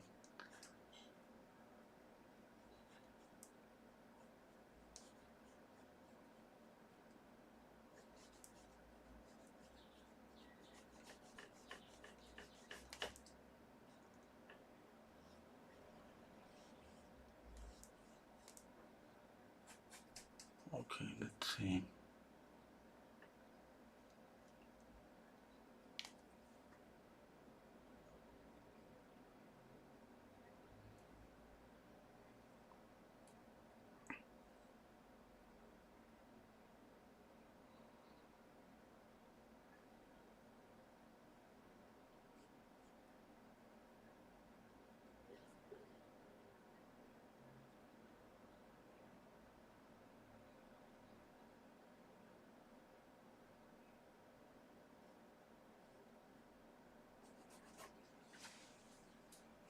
Maybe I should reduce here the chin.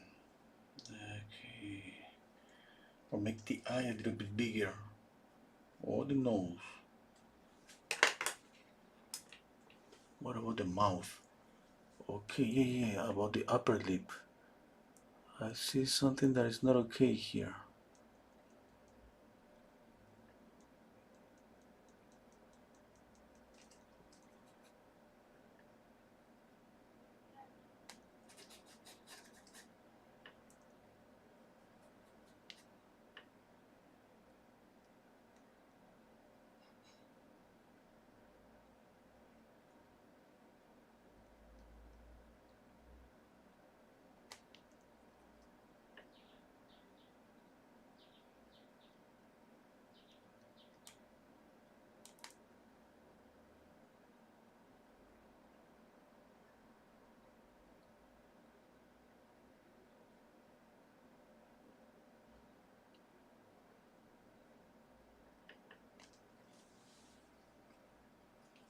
Okay.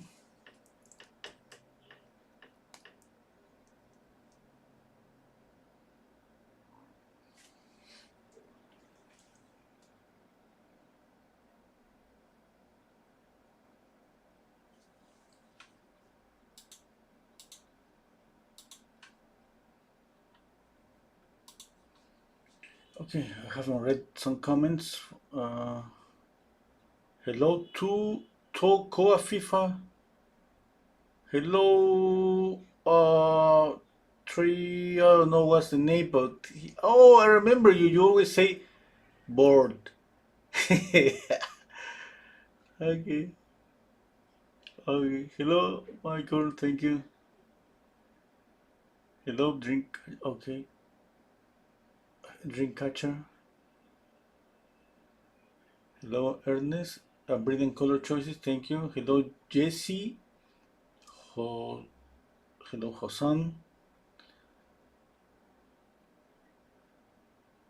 Sniper wipers. Just realized your sound is better. Oh, I went back to my old webcam.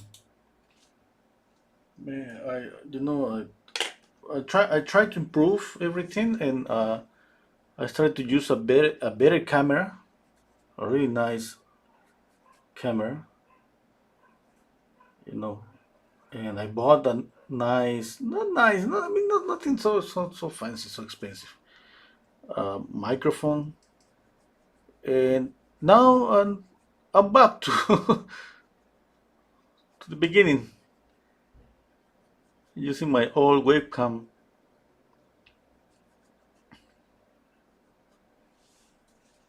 Yep.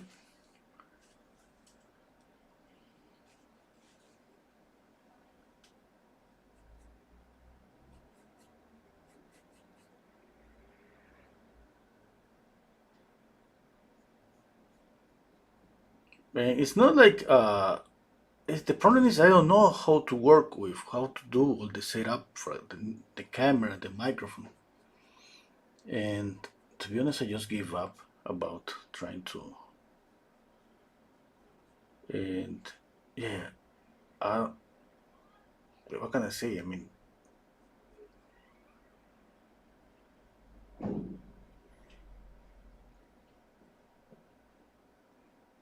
but anyway, and just I'm saving because I want to buy a really like a 4K camera. Maybe next year. Yeah, because that's those cameras. I think they go like they are like for maybe $2,000 3,000. Yeah, maybe more. And I'm not planning to buy a new one.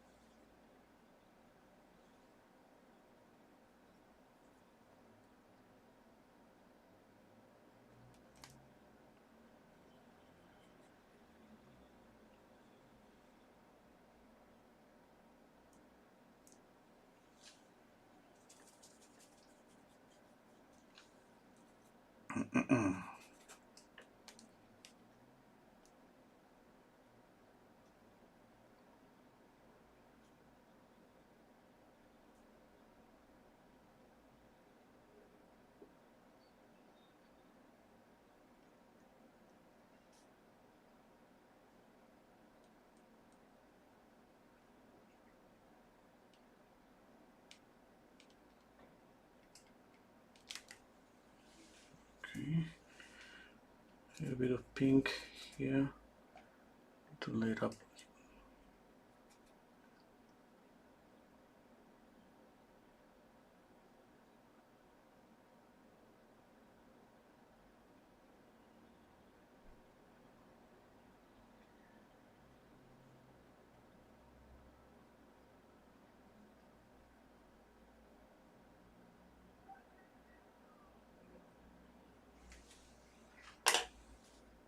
Okay, let's work on the hair. I need to go back to the hand. This hand is pink. This is more brown orange. Yeah, I need to work here. I'm gonna work a little bit there. I need green first.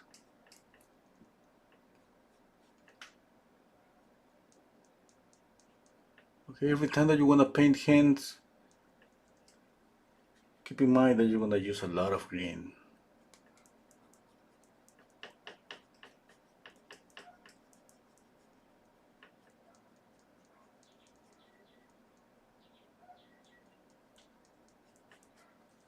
Okay, now red. Pink. No, it's not intense red.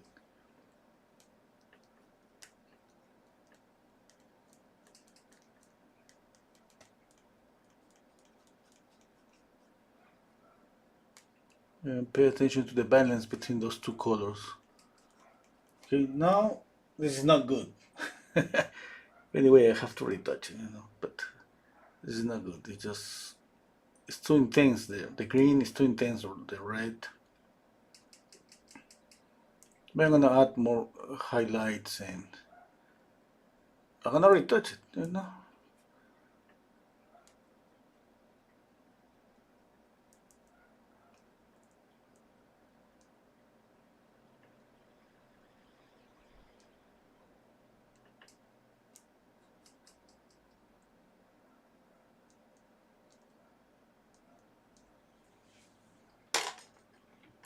Okay, a lot of red, a touch of orange. I want to add this to the shadow here between the fingers. Already saturated dark color here.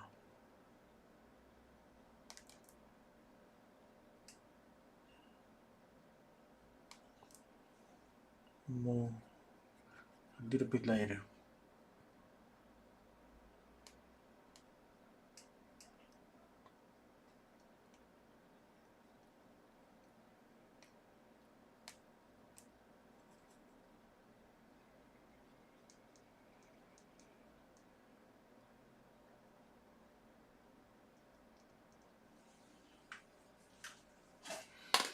Okay, I don't like this hand, but anyway, like I said, I just need to put more work here, more time. Or maybe at the end I'm gonna put more hair on top of the hand and that's it.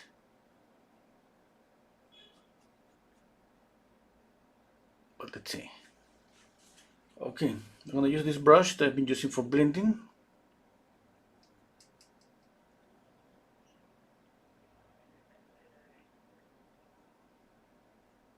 Let's see.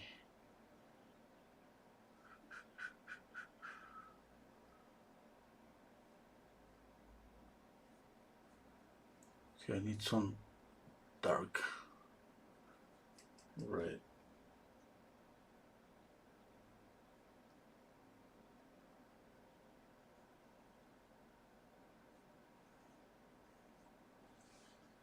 Okay, I need more Alice and Crimson.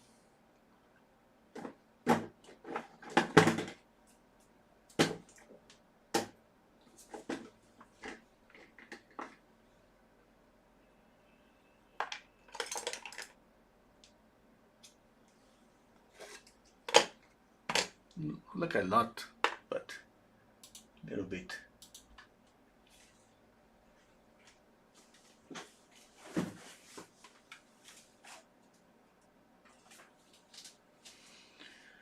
Okay.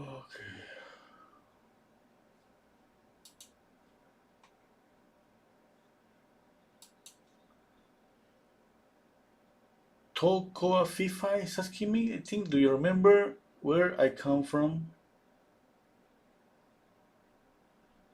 No, sorry, I don't remember.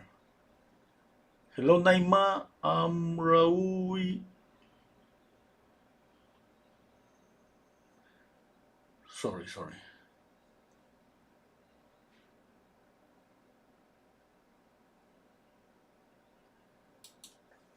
Okay, let's see. Okay, okay, I like it that this is dark enough to kind of show some contrast. I'm gonna move my camera a little bit, maybe to adjust. Okay, light and shadow. Okay, can you see now? Making this really lighter. I just wanted to show you. I mean, see the red? Can you see the greens? It's like you can see more clearly this green here. Yeah? Okay, let's put it back.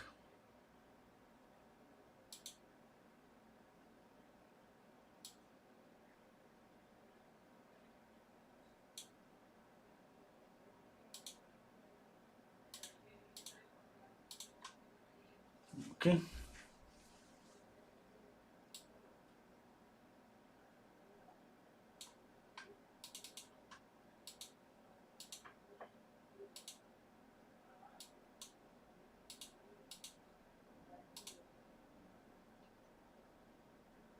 Okay, let me see.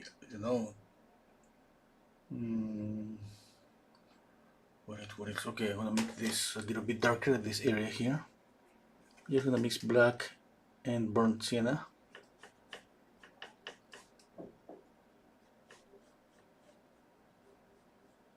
No, it's pretty dark.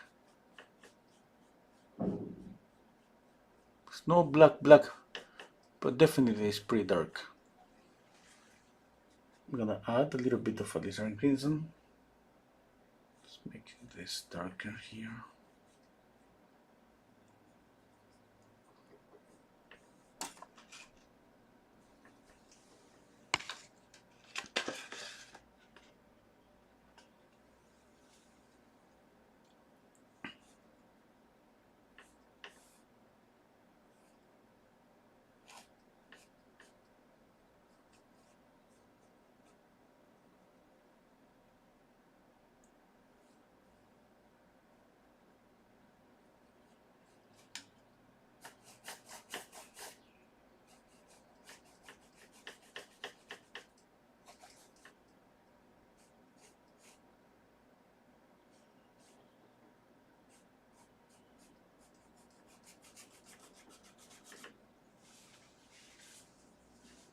Okay, more red, a little bit of blue.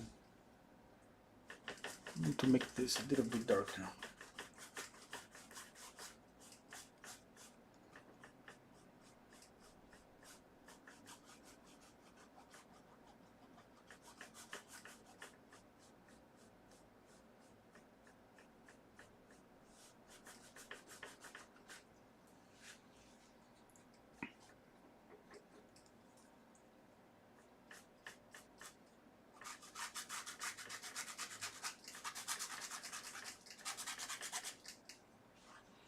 Okay, now pure red.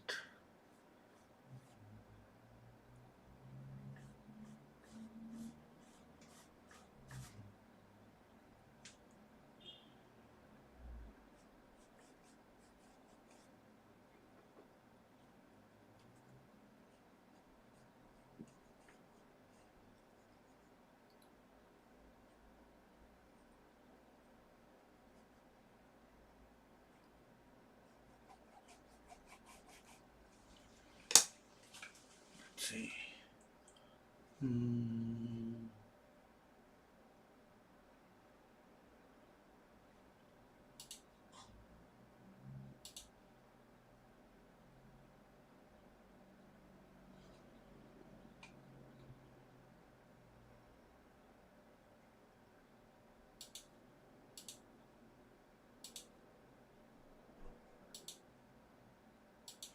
Okay, let's continue adding red.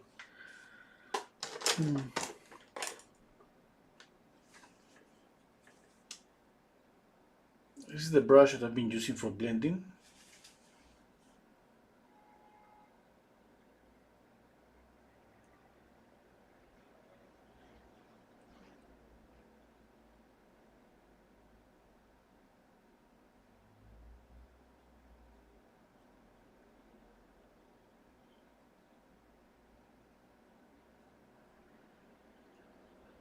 Maybe it's too reddish, but you know what? I like it.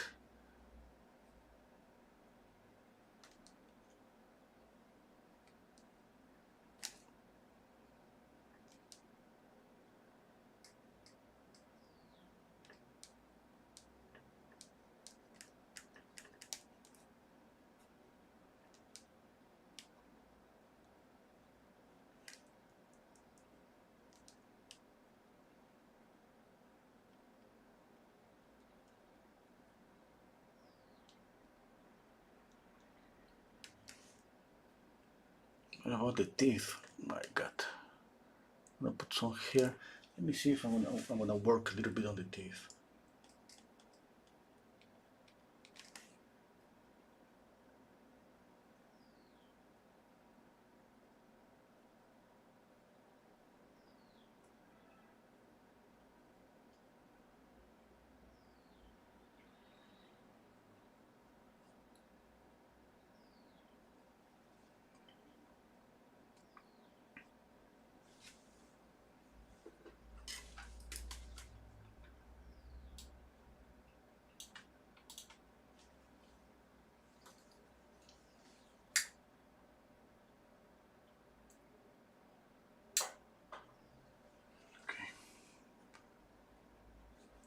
I just want to see. Imagine that you're squinting down your eyes and turning off one light just to see that my light is pretty strong here. It's pretty light. Okay. Yeah, that's pretty good. Okay.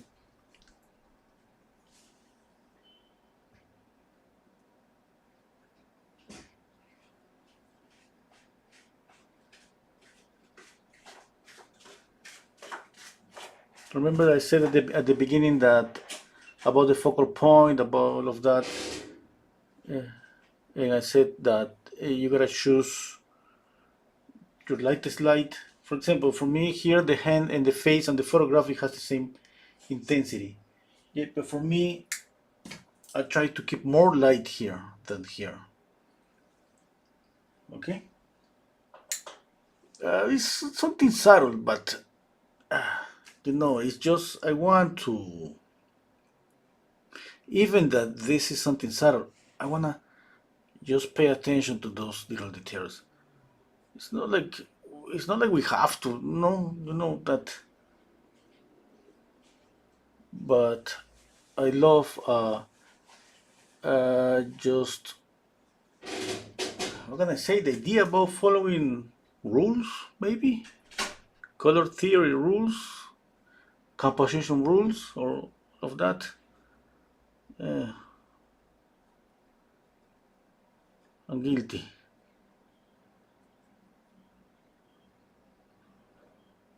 Every time that I paint, I'm thinking about that. Try as much as possible to kind of don't leave anything to intuition.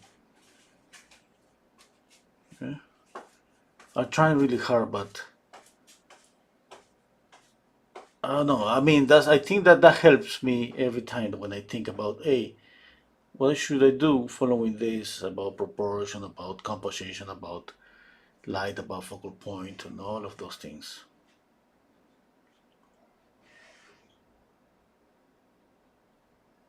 But it has to do with what is my formation. That I don't think that any painter that uh, has been training in that kind of a classical approach like this, academic approach, is gonna say that it's leaving things to intuition. I have said that so many times because when you're in a position that you practice the same again and again and again and again, There's no intuition about that. Now we create a muscle memory about the things that we do, but it's not about intuition.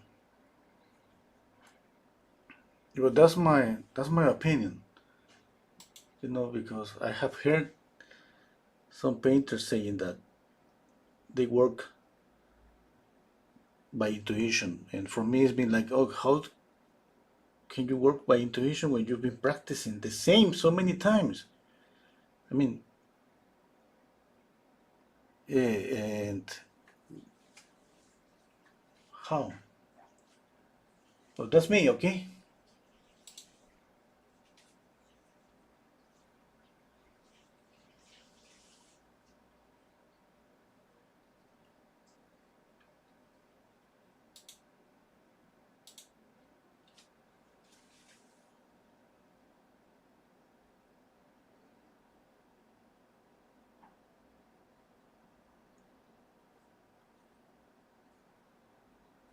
Adding more and more red.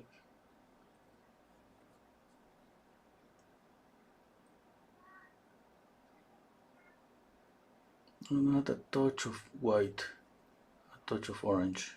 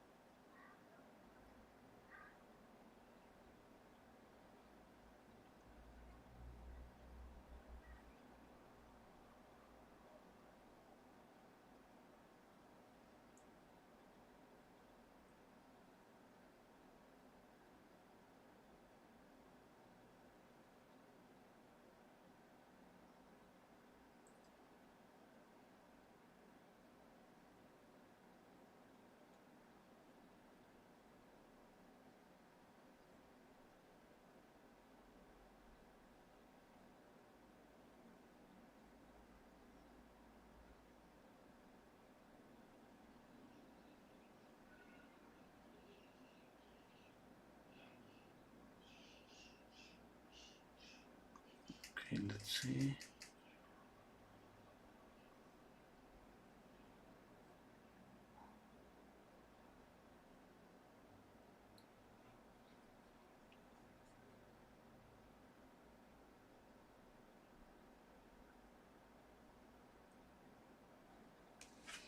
Let's step back. I like it. I like it, but at the same time, I don't feel. I have the feeling that maybe pushing too much of this red.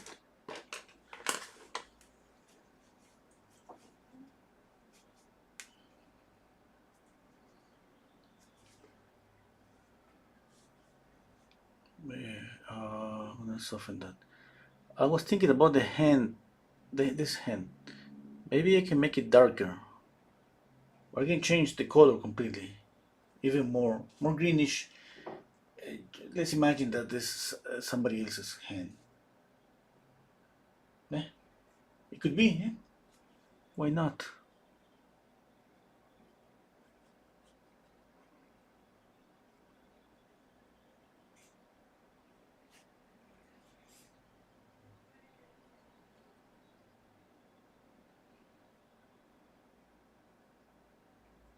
Eh, I'm lazy. I don't want to spend more time working on this hand.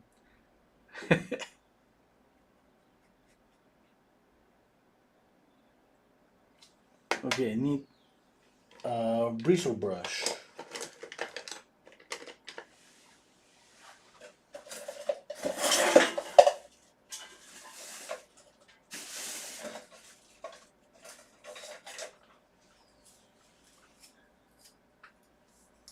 I have a bristle brush here.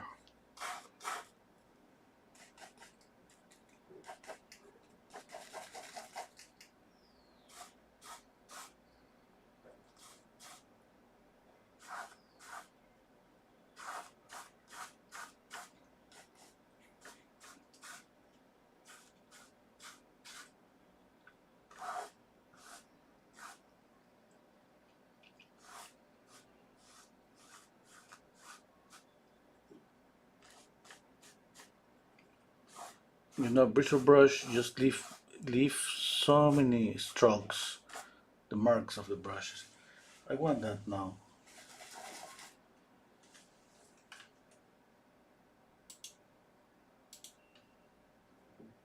Oh, Tokoa Fifa saying he's from Vietnam. Okay, that's good.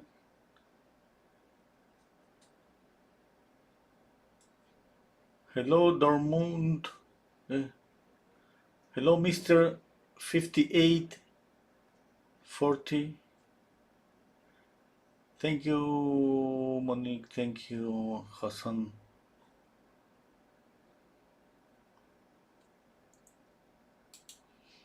Okay, what else? Let me see.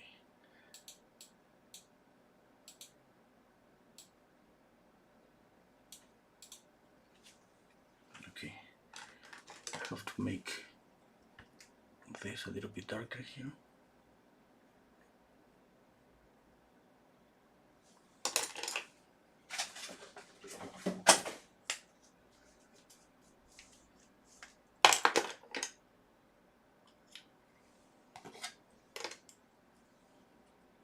This is cadmium red.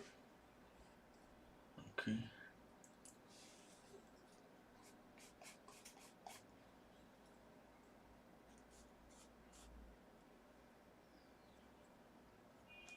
Pure cadmium red, okay.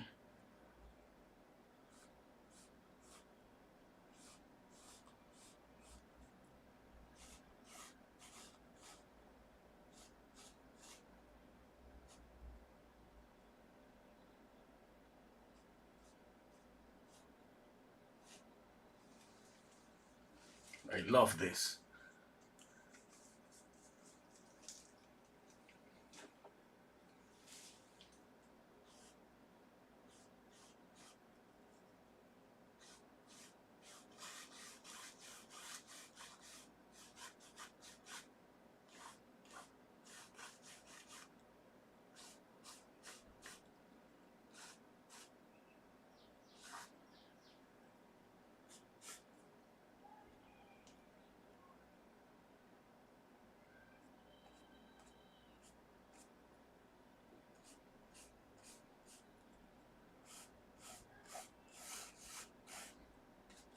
Yeah, yeah, yeah. I love it. I love it. I love it.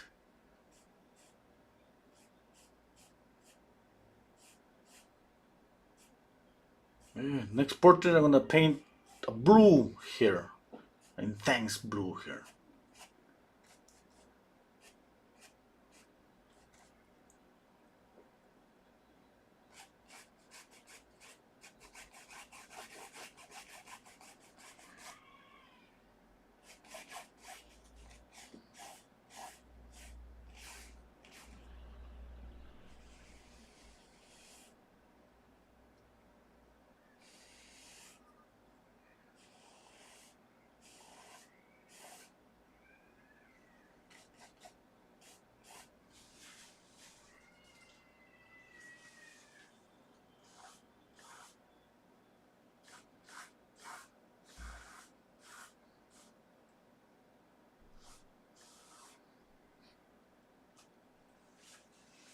Okay, let's add some green, a little bit. Okay, a little bit.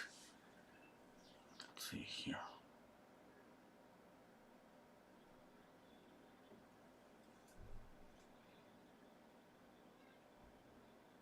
It looks like a snake. Maybe I can make a huge snake.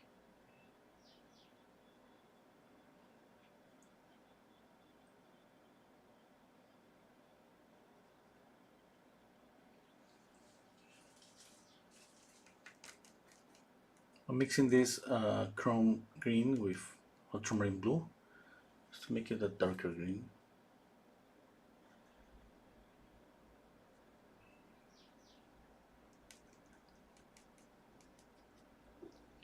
Green with red.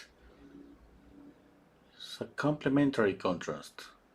Supposedly, by adding more and more green, the red should be glow more, should be look more reddish, more intense.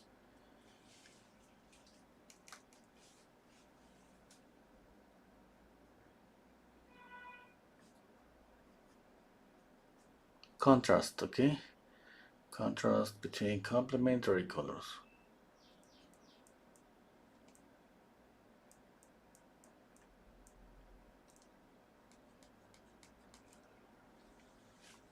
Okay, let me see if I have a different. I have here sap green. I don't like it that much, but it's a dark green. Let's use it. Mm,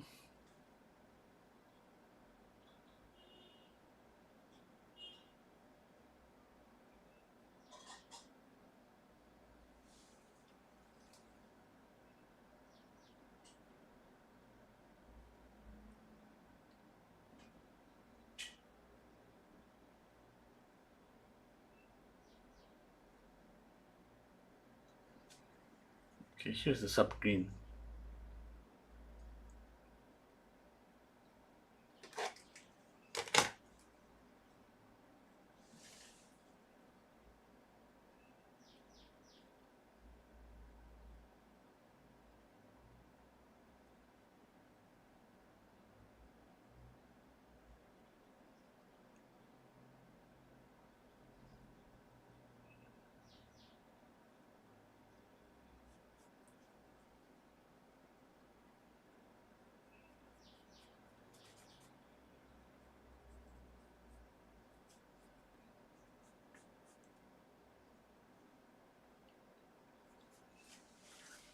I'm gonna light up my camera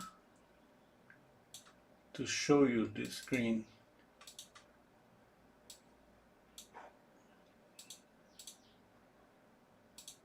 Oh, that's too dark. Look at that. Wow, that's too bright. Can you see the greens? Okay, here. The darker areas. There are green.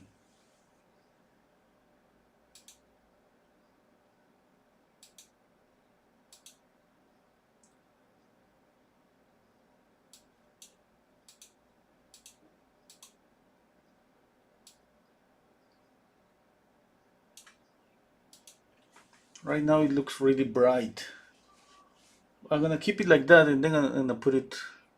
I wanna see that this version on my screen.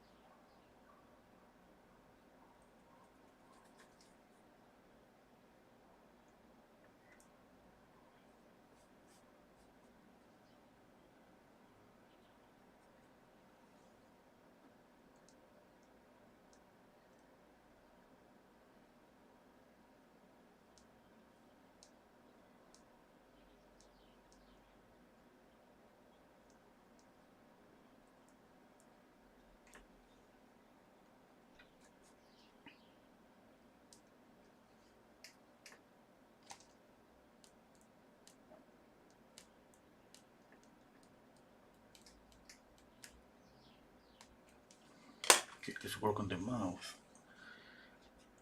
I don't see this so clear. I'm gonna just try to paint nice teeth here.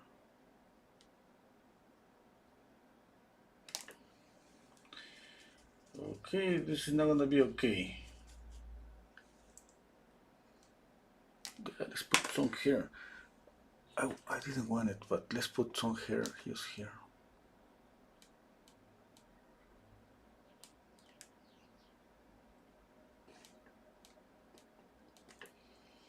Yeah.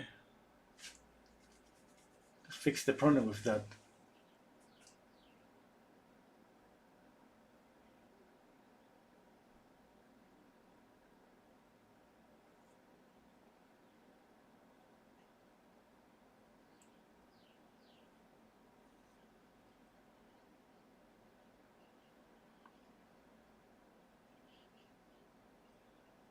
Looks like I need an extra hour just for work on the hair.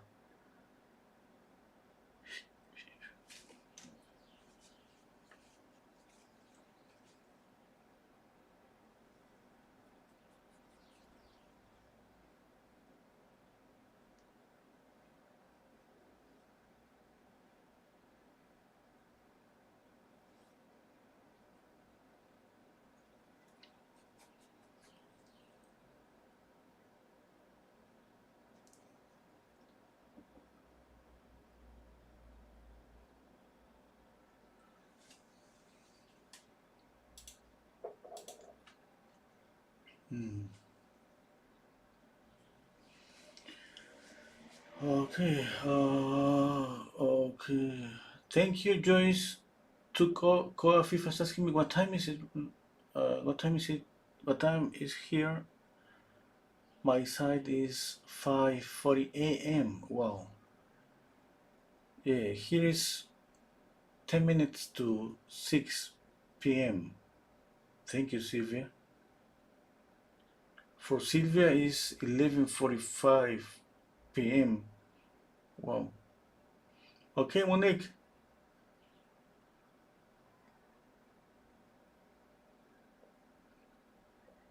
Okay.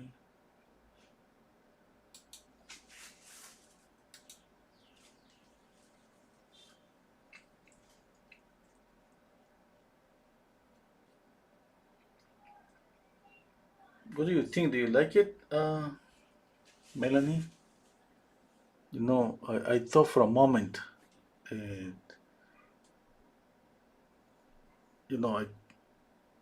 I was reading the comments and I stopped watching the painting just for a few seconds, and then when I went back to see the painting, I saw, wow, this is too reddish, and I thought just for a second to add a glaze, maybe knock down some of the red.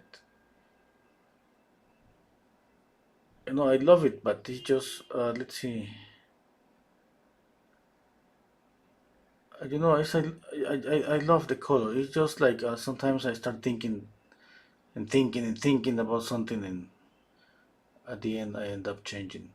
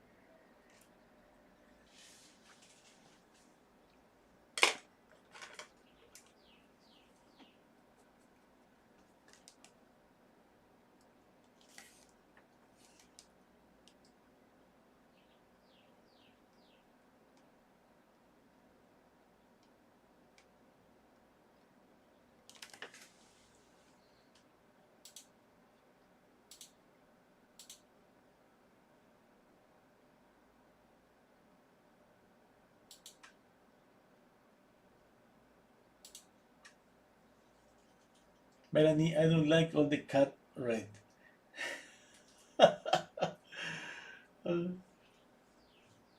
no, that's okay. That's okay, Melanie. It's too intense, eh?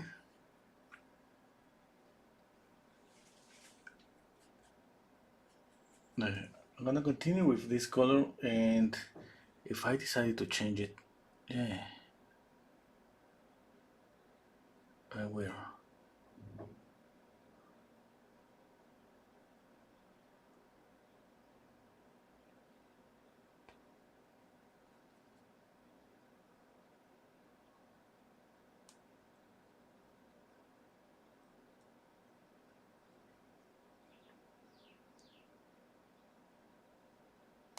Okay, let's see. I don't see the shadows like the same dark. I'm gonna just move my camera again.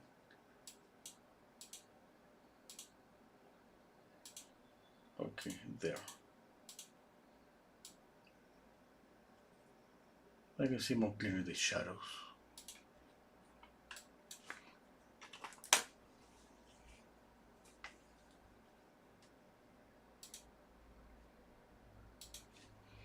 Okay, let's work on a little bit of details. Just for example, here I need a little bit of light.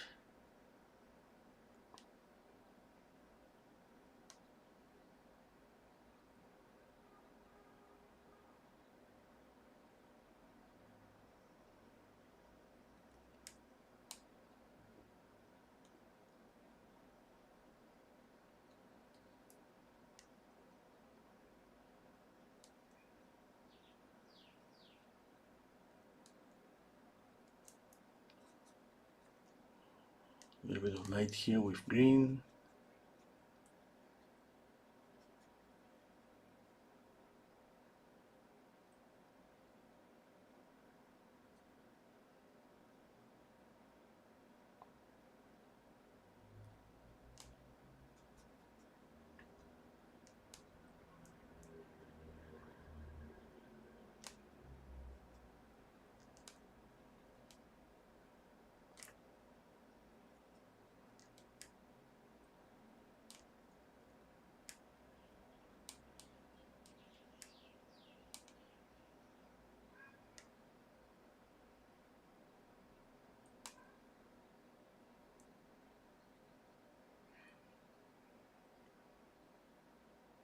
I see too many tiny details here.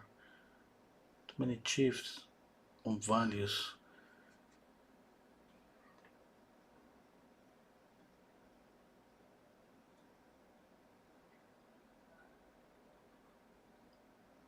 Okay, I think that's... Yeah, I need more highlights, like for example here. A little bit here.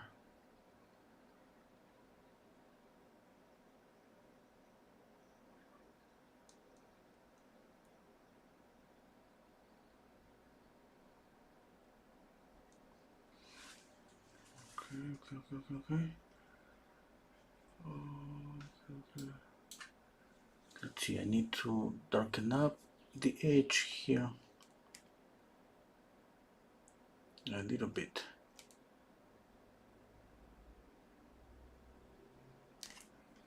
And always try to soften some edges.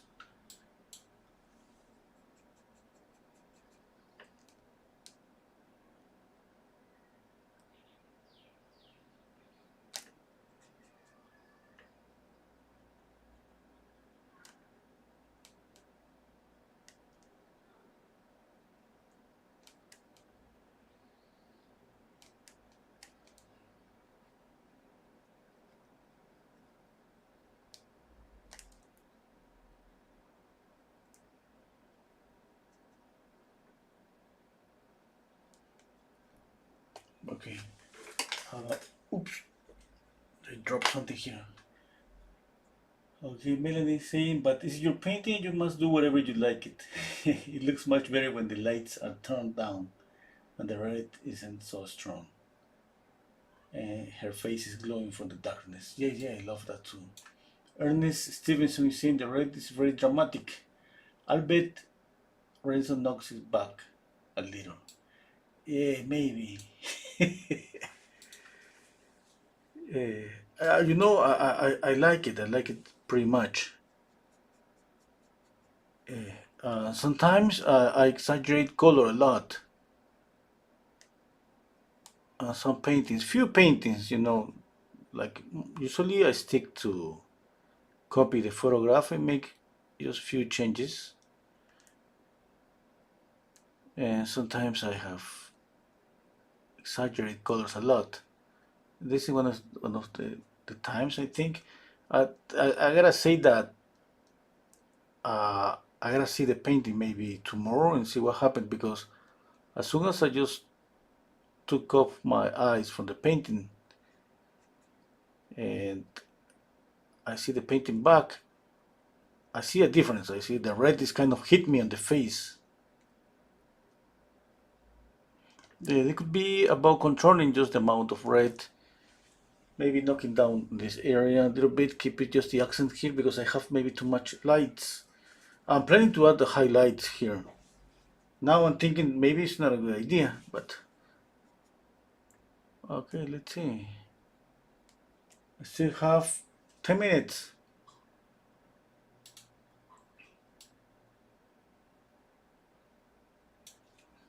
Yeah, I need another thing I'm forgetting about the face. Okay, I need to, I'm gonna add a little bit of red here with white. Green, sorry. Green with white.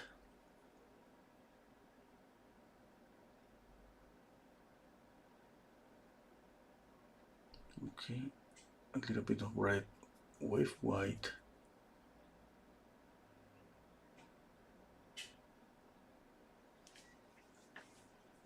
Okay, this is pretty subtle, but I can see the colors a little bit there. Now, blue with white.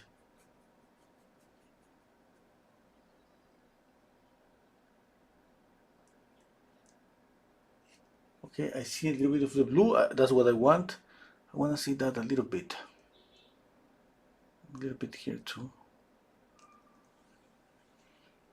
Okay, I don't think you can notice, but I can see green, reddish, greenish, reddish, and bluish, which is pretty good. I like it. What's my intention? My intention obviously is not leave that area kind of flat here. I don't have too many values, but I have color there, and even that is pretty subtle, is adding color to that area. Okay.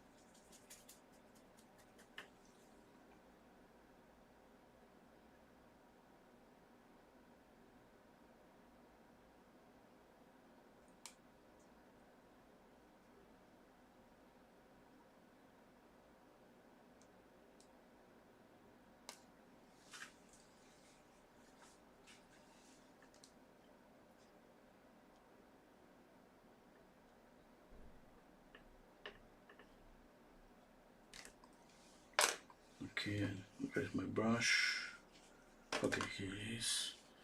I'm cleaning one brush, and I'm gonna add a little bit of highlights.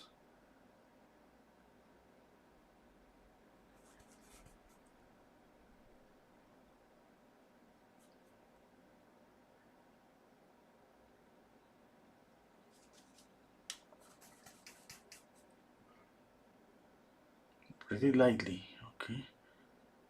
So almost touching the canvas. On the air,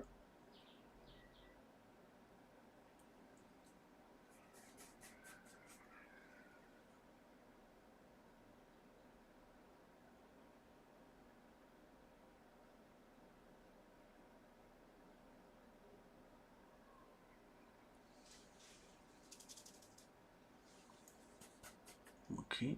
Now a little bit of yellow and white.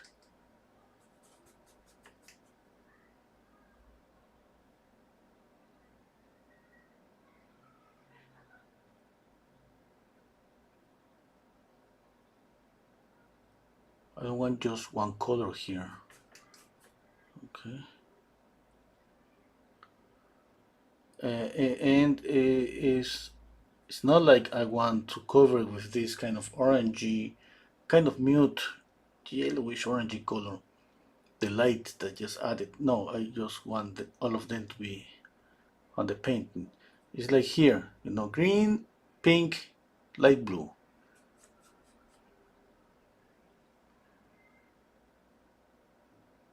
What is happening that from a distance, we see color in that area.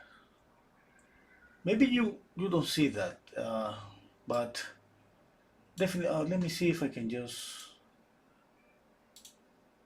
zoom. The colors kind of disappear. Can you see that? No.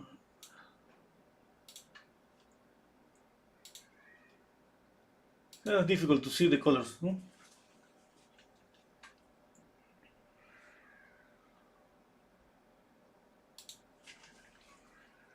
Okay, anyway, let's continue.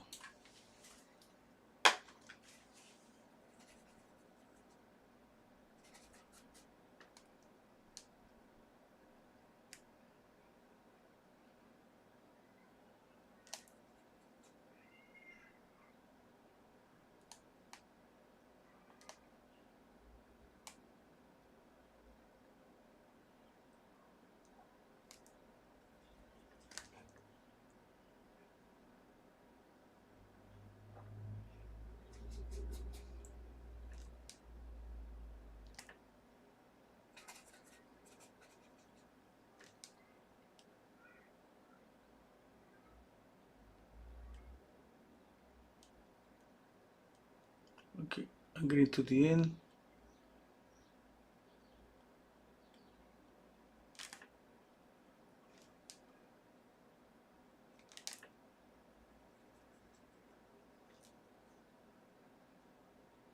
You all can go now.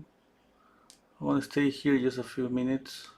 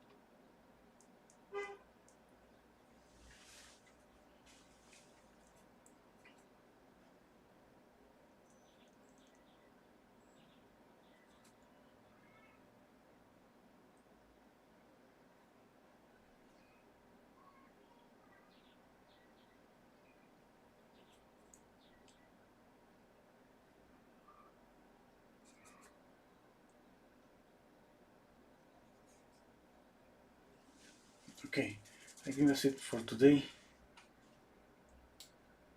I'm very happy with the painting, but I'm still thinking about the red. I love it, and at the same time, I think, hey, maybe I should knock it down. I think I'm gonna keep it. Since I don't have a painting, I have painted something like this before with a really red, intense red. I think it's gonna be really good.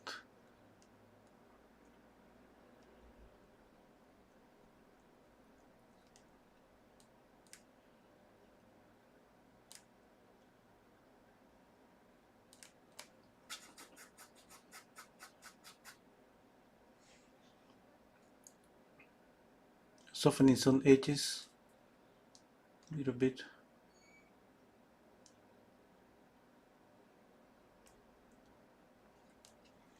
Okay, that's it. That's it for today.